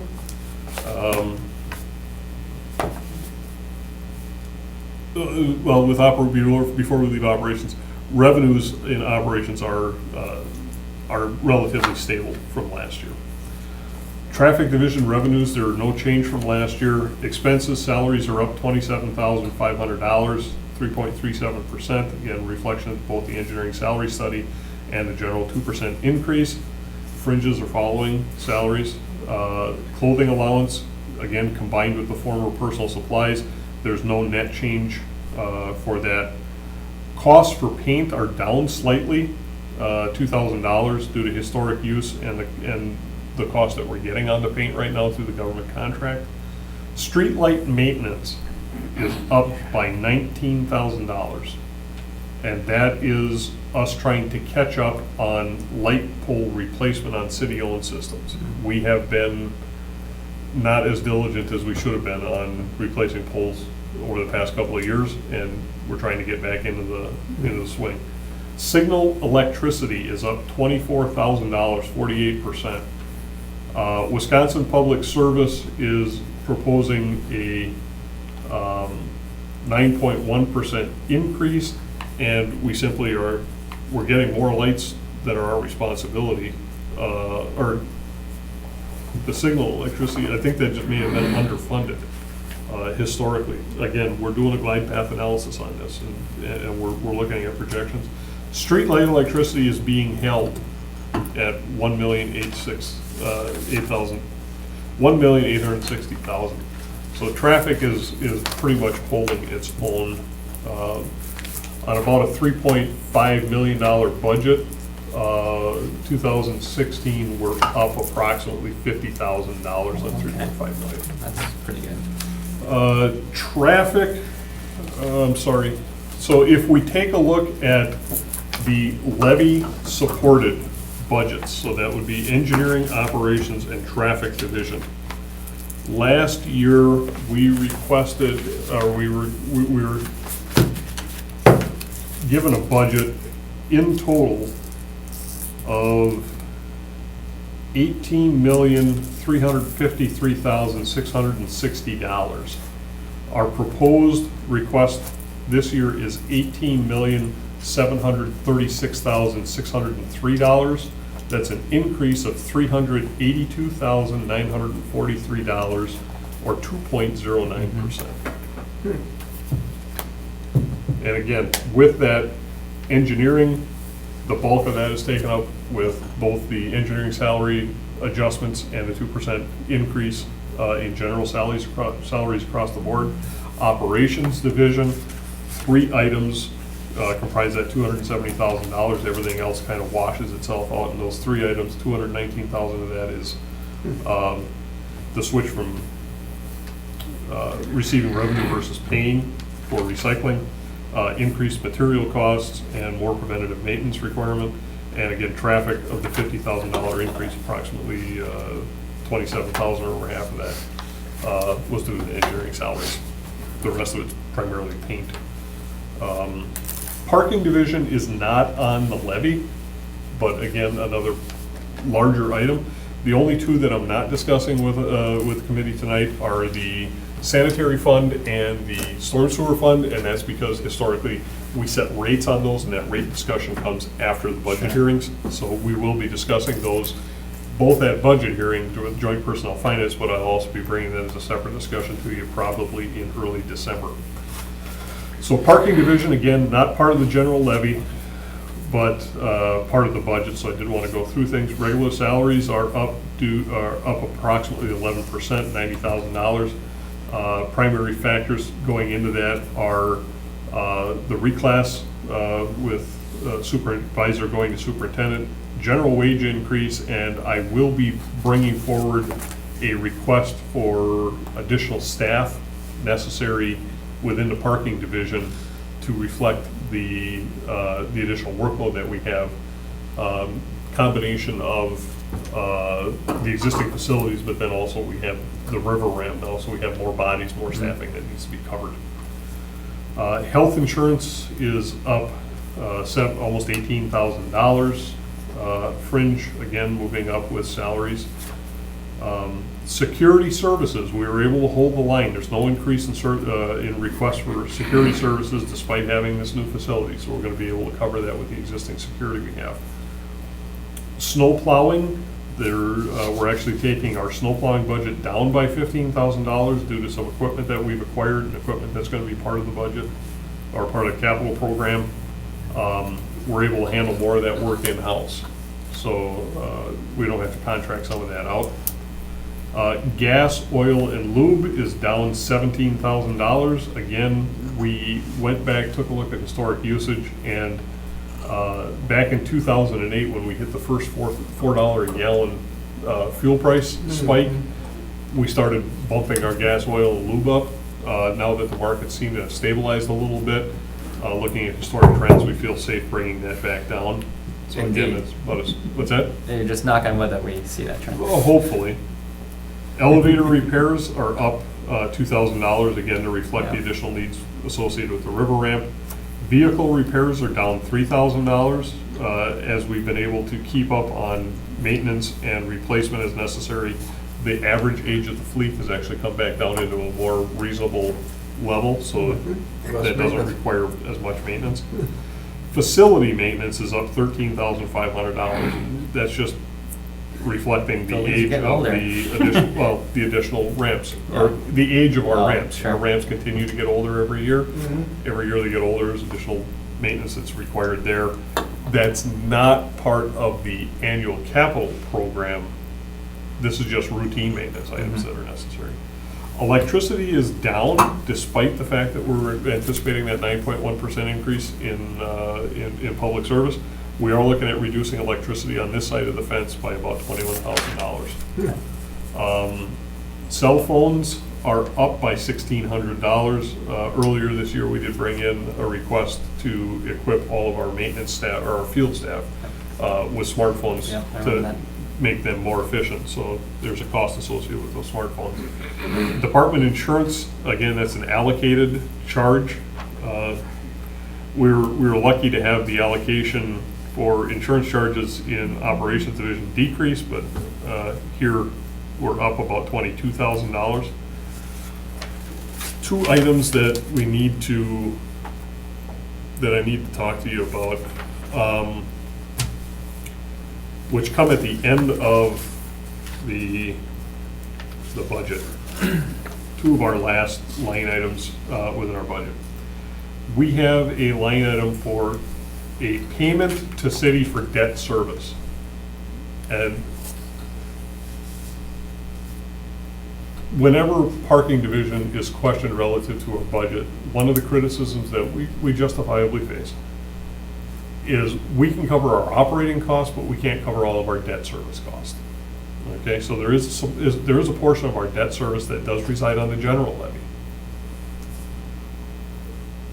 This year, we have restructured some things. Now, in addition to that debt service payment, we also have a budget line item for transfer out to our capital funds. And that transfer out to capital goes into capital projects and capital equipment. So there's a 430 and 431 fund that are involved with that. So essentially what we're doing with that transfer out for capital, is we're putting money aside out of our operating funds to purchase our capital needs and to plan for equipment replacement in the future, as opposed to bonding for that with our general obligation bonds. This year, we're taking a little bit different attack on things, and we are going to fully fund the debt service payment. So our debt service payment actually is going to decrease a little bit beyond what we had last year, but it'll be down by about $25,000, but the total dollar value is going to be $494,630, which reflects the existing debt service that we're paying on the Pine Street ramp. So we will fully fund our debt service payment this year. The transfer out to capital will drop about $258,000. We're going to go from funding that at a level of $435,360 to $177,100.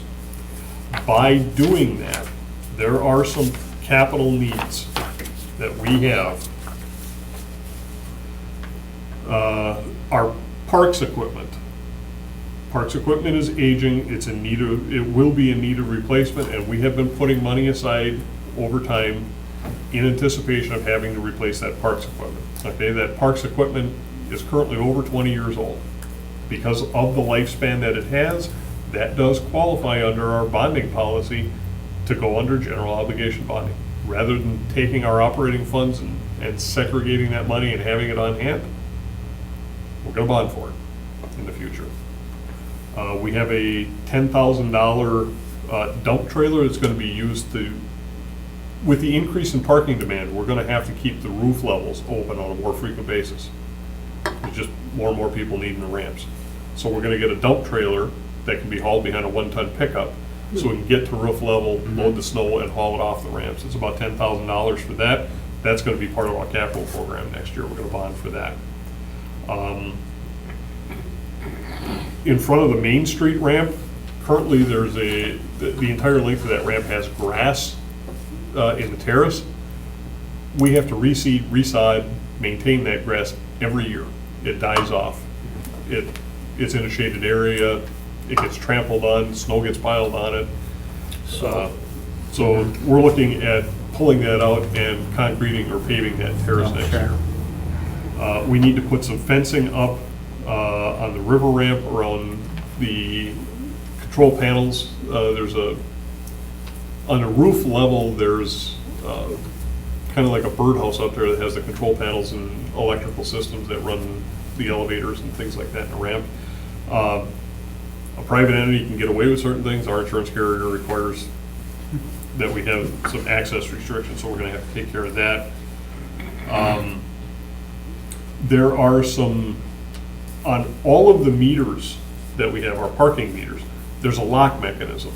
Okay, those lock mechanisms were last replaced, I think, in the late 80s, early 90s. And after time, you squirt them full of WD-40 and get them to work again. But after a certain period of time, they just wear out and they don't work anymore. So then we have to drill them out and replace them. We're looking at about $18,000 worth of locks to replace the locks on the meters next year. We've got some trash cans that are located in the downtown area that are our responsibility, and those trash cans have gotten to the end of their useful life. 20-year-old trash cans, we need to replace those. And then in the parking, I believe it's in the Pine Street ramp, we have a fireproof garage door and opener that needs to be replaced. So there's about $358,000 worth of capital needs that normally would have been funded through this fund, that instead of putting that into our operating budget, we are going to be coming and asking for that as part of general obligation bonding in the spring. And then I was, finance director provided me with a copy of the payment schedule for debt service on the outstanding debt that we have for the Pine Street parking ramp. So I have those numbers in hand, and this will become the funding level for our debt service payment in the future. It is our intent to fully fund the debt service and then bond for items that we would need to bond for in the future. So again, overall, revenues and expenses in our parking division always net out. Typically, what we've done in the past is the difference between revenues and expenses has been that debt service payment. Whatever money we had left over, we applied towards debt service. Change in policy starting this year is we're going to fully fund the debt service as a line item. And the difference between what our needs are and what revenues we have will actually go as a request for bonding, for general obligation bonds with our capital program. And again, with the levy supported, we're only looking at about a 2.1% increase on, $18.5 million. Mr. Zabisky? Does this procedure that you're offering differ any from other municipalities? Yes and no. It seems to me like you found a little loophole to make this work, basically. Well, it's a different way of attacking the beast. What we tried to do was, we tried to fund as much ourselves as we could, and then whatever we could apply towards debt service, we would. Yeah. Now the difference is we're gonna fully fund the debt service, and if we need to borrow money For these other items. for other sure. items, we're gonna, which is more consistent with the way infrastructure, Yeah. okay? Because these are long, I shouldn't say long-term items, but these are, Yeah. again, capital items that we expect to have a certain lifetime. The way I always view the budget is it's operational. We're just simply covering the abilities to do our day-to-day activities, so. Yeah. So I guess the way to think about it is, we covered our day-to-day expenses. We've always done that. And we used to put money away to buy that new car, so we had the money to do that. Yeah. And whatever money we had left, we put towards the house payment. Yeah. Now, we're gonna make the full house payment. We're gonna squirrel as much money away for the new car and the new refrigerator as we can. Yeah. And if we get to the point where we need the new car and new refrigerator, and we don't have enough, take out a loan. Yeah. Okay. Cool. Okay. All right. That's the best No, I think that's the best way of looking at Like it. it. Yeah. Okay. And again, this isn't I think, an odd approach. I think, again, using your analogy, I think it's just an appropriate way that we fund it, so. Right. All right, discussion. Any questions? I know this will be rehashed in great detail, line by line. in a It few will, weeks. and, Over and over.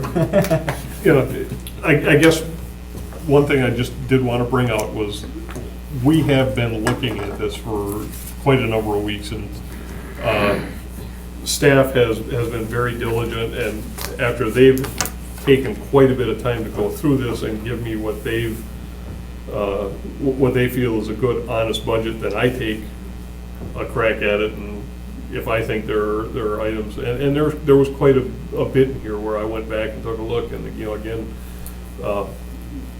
and I am no way criticizing. I very much appreciate how Alderman Sladek approaches this. He looks at it with an engineer's eye. He's a dynamo. He really is. So, Yeah. I have taken a lot from him, and I've taken that same critical approach to only go after what we need to do our job. So I've kind of taken my cues from Alderman Sladek on reviewing staff's budget. I've made cuts where I feel they're appropriate. I'm coming with what I feel is an honest, legitimate budget. I'm not When he asking first for- came on, I found him very refreshing. Oh, very much so. Yeah. He challenges, Yeah. as Man, all of he you made do. things work when we had our backs. We're all against the challenging. wall. All right, do you want a receive and place on file? Yes. All right, I'll make that motion. Second. all right, all in favor? Aye. Any opposed? That motion carries. All right, very good report. Thank you very much for that overview, Mr. Grenier. I greatly appreciate that and extend that to the staff. Item 14, approval of the following temporary limited easements, TLEs, for Humboldt Road, County Highway N, Cornelius Drive to Spartan Road, project ID number 4987, TAC 02, TAC 56. Thomas H. Brunette, parcel 2, in the amount of $350, TLE. Motion approved. Second? Any discussion? All in favor? Aye. Any opposed? That motion carries. Item 15, application for concrete sidewalk builder's license by Hooper Custom Concrete LLC. Staff? I actually had a chance to personally speak with these folks, and we do recommend approval. Motion approved. Second. Further discussion? All in favor? Aye. Any opposed? That motion carries. And of course, item 16, director's report. You didn't have time for activities. Don't want to keep you here too long, so we'll go through this quick. Fall loose leaf collection has Yes. been set. Or, October 12th through November 15th. And what we mean by November 15th is all material should be to the curb by that day. got it. Last round will be the week of November 16th through the 20th. No exceptions. Got it. No, we don't want to repeat last year. Please stick to it. Yes, It yes. really gets us in trouble, Paul, you're right. Boating season, historically, traditionally, when we operated the city center marina, boating season was actually described in the operations agreement as May 1st through the second Sunday in October. That has now been adopted by staff as an official policy. So what we can set our calendars by is May 1 through the second Sunday in October is when we will have floating docks available.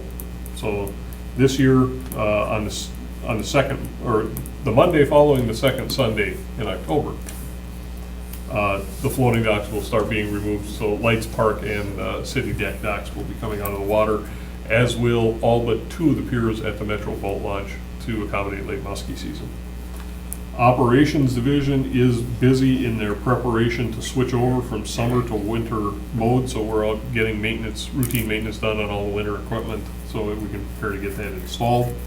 If you didn't notice on your way in tonight, the traffic signal repair contract has started. That's 2 intersections here on Walnut at Madison and Jefferson. So this is going to be kind of congested Yeah, and a so I was little late, bit guys. crazy here for the next month or so. I did have a meeting with our communications section. Randy's got some pretty interesting insights on things. Basically, the net effect there is we will probably be looking at a radio system update in 2017. So expect more information on that as we move forward. But looking to move off of our older radios. Very reliable. Both drop-off at the east side continues to be a concern. One of the things I'm looking to do is we're gonna do a site plan modification over there, and I'm gonna completely change around. I don't know how familiar with that east side drop-off location you are, but there's an entrance to the garage off of Henry Street, where that's how you access the drop-off area, and then you can go through the gate to get into the back, or head north in front of the fuel pumps. That's the entrance into our employee parking lot as well. And I've had a couple of employees have tires punctured due to material spilling out of the. Oh, goodness, okay. We're gonna change the employee parking lot, and I'm gonna curb that off so you can't get to the employee parking lot off of Henry anymore. And we're gonna pull the curbing out and make the entrance onto Mill Street. So we actually have to redo the parking lot over there because of the volume of material that's spilling out, so. Again, we put $80,000 into the budget for next year to accommodate getting rid of that, but we may be coming with some requests to modify all those things. I don't think that the volume of material that's currently being collected is a reflection of City of Green Bay residents strictly conforming to the requirements of those drop-off centers. So whether we do some staffing, do something to prevent, I can guarantee you there are move-outs being dropped off. Yeah. I can guarantee it. There might be The some volume video of footage of that. mattresses alone that I see over there. Mhm. So we may wind up moving that, putting it inside the fence. We may wind up staffing it with a part-time person. Whether we come back and seek a request for modifying the hours to only leave it open while we have staff on site, something needs to be done. We can't continue to leave that site operate the way that it is. We have been completing a demonstration of a new product for crack joint sealing on concrete streets on East Mason, so you may notice something different over there. It's a little bit different compound, has some ability to handle a little bit bigger failure areas. The other big notable thing is that it's gray in color, so it helps blend in a little bit more. It doesn't provide that visual contrast on a concrete street. We're going to evaluate that material, see how it works, to see whether or not we want to incorporate more of that through future repair options. Year-to-date, street section has placed 1,344 tons of hot mix. That's a lot of pothole patching. And 116,000 pounds of crack and joint sealant material. So we came and asked, you guys were gracious enough to grant us the equipment to do that. We've got the 2 hot boxes, and we're looking at, the 2 joint sealant material application pieces of equipment. It's being put to good use, and all that material we're putting down, that's routine preventative maintenance that will pay off in the long term, that we get extra life out of these streets. Is there any type of comparison to other northern cities as compared to what issues that we have with our streets? I don't think we've done that yet, but we certainly could look into That'd that. be it's kind of interesting to think that, boy, we just have a hell of a lot of problems with the streets, with cracks and holes. Well, we do, and, some of this goes back to decisions that were made in the 60s. Yeah, Well, like yeah. The CSB, Yeah. that's one of the big Okay. things. Construction division, construction within engineering division is in its home stretch. Projects are starting to wind down, so we're really concentrating on design. Engineering design is extremely busy, and I will tell you, we have put a lot of concentration. We are working on a lot of park projects, almost at the expense of some of our street projects. But we know we fell behind on some park projects. We're putting a lot of work on that. Engineering, or street projects and sewer projects are still being done, but we have made a concentrated effort to make sure that we've got these park projects moving forward. And I will be coming at least to this committee, but my expectation is I will probably be looking to make a presentation in front of full council at a council meeting here in the not too distant future on winter operations and plowing, especially plowing, so that we are able to clearly identify to the aldermen and the mayor what our policies on winter operations and plowing are, so that you guys have a very clear understanding when you get the calls from your constituents.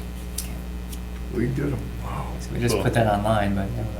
Yeah, just put it on a YouTube video and then we can just forward it to the constituents. Well, and, that's not a so great dumb. idea. What I'm thinking about doing is maybe, Using the production area. well, if it takes if it's a 2 or a 5-minute short that we can put on Tutorial. public access channel and also put on YouTube. Yeah. Say do it. Myself, Yeah, we need the good-looking guys. Pure Lot. Burnett, Pizza. you're out. Oh. Maybe we'll find somebody else in the office and go for radio. Wear that shirt, that really looks good on you. But to have, so that there is, we can tell people, we don't have a clear streets policy in residential neighborhoods, we never have. We don't salt residential streets. Yep. So it may be a list of bullet items, things like that, kind of short burst type. Don't have an engineer do it. I'm just saying. Yeah. I mean, Let's get someone with some personality in there. Point taken. somebody in bikini, huh? Get their attention. Is that the director's report? That's our director. All right, do we have a receive and place on file? So moved. I'll second. All right, all in favor? Aye. Any Move to opposed? adjourn. Do we have a second? Second. All in favor? Aye. Any opposed? Aye, aye. That motion carries. Great work today, everybody.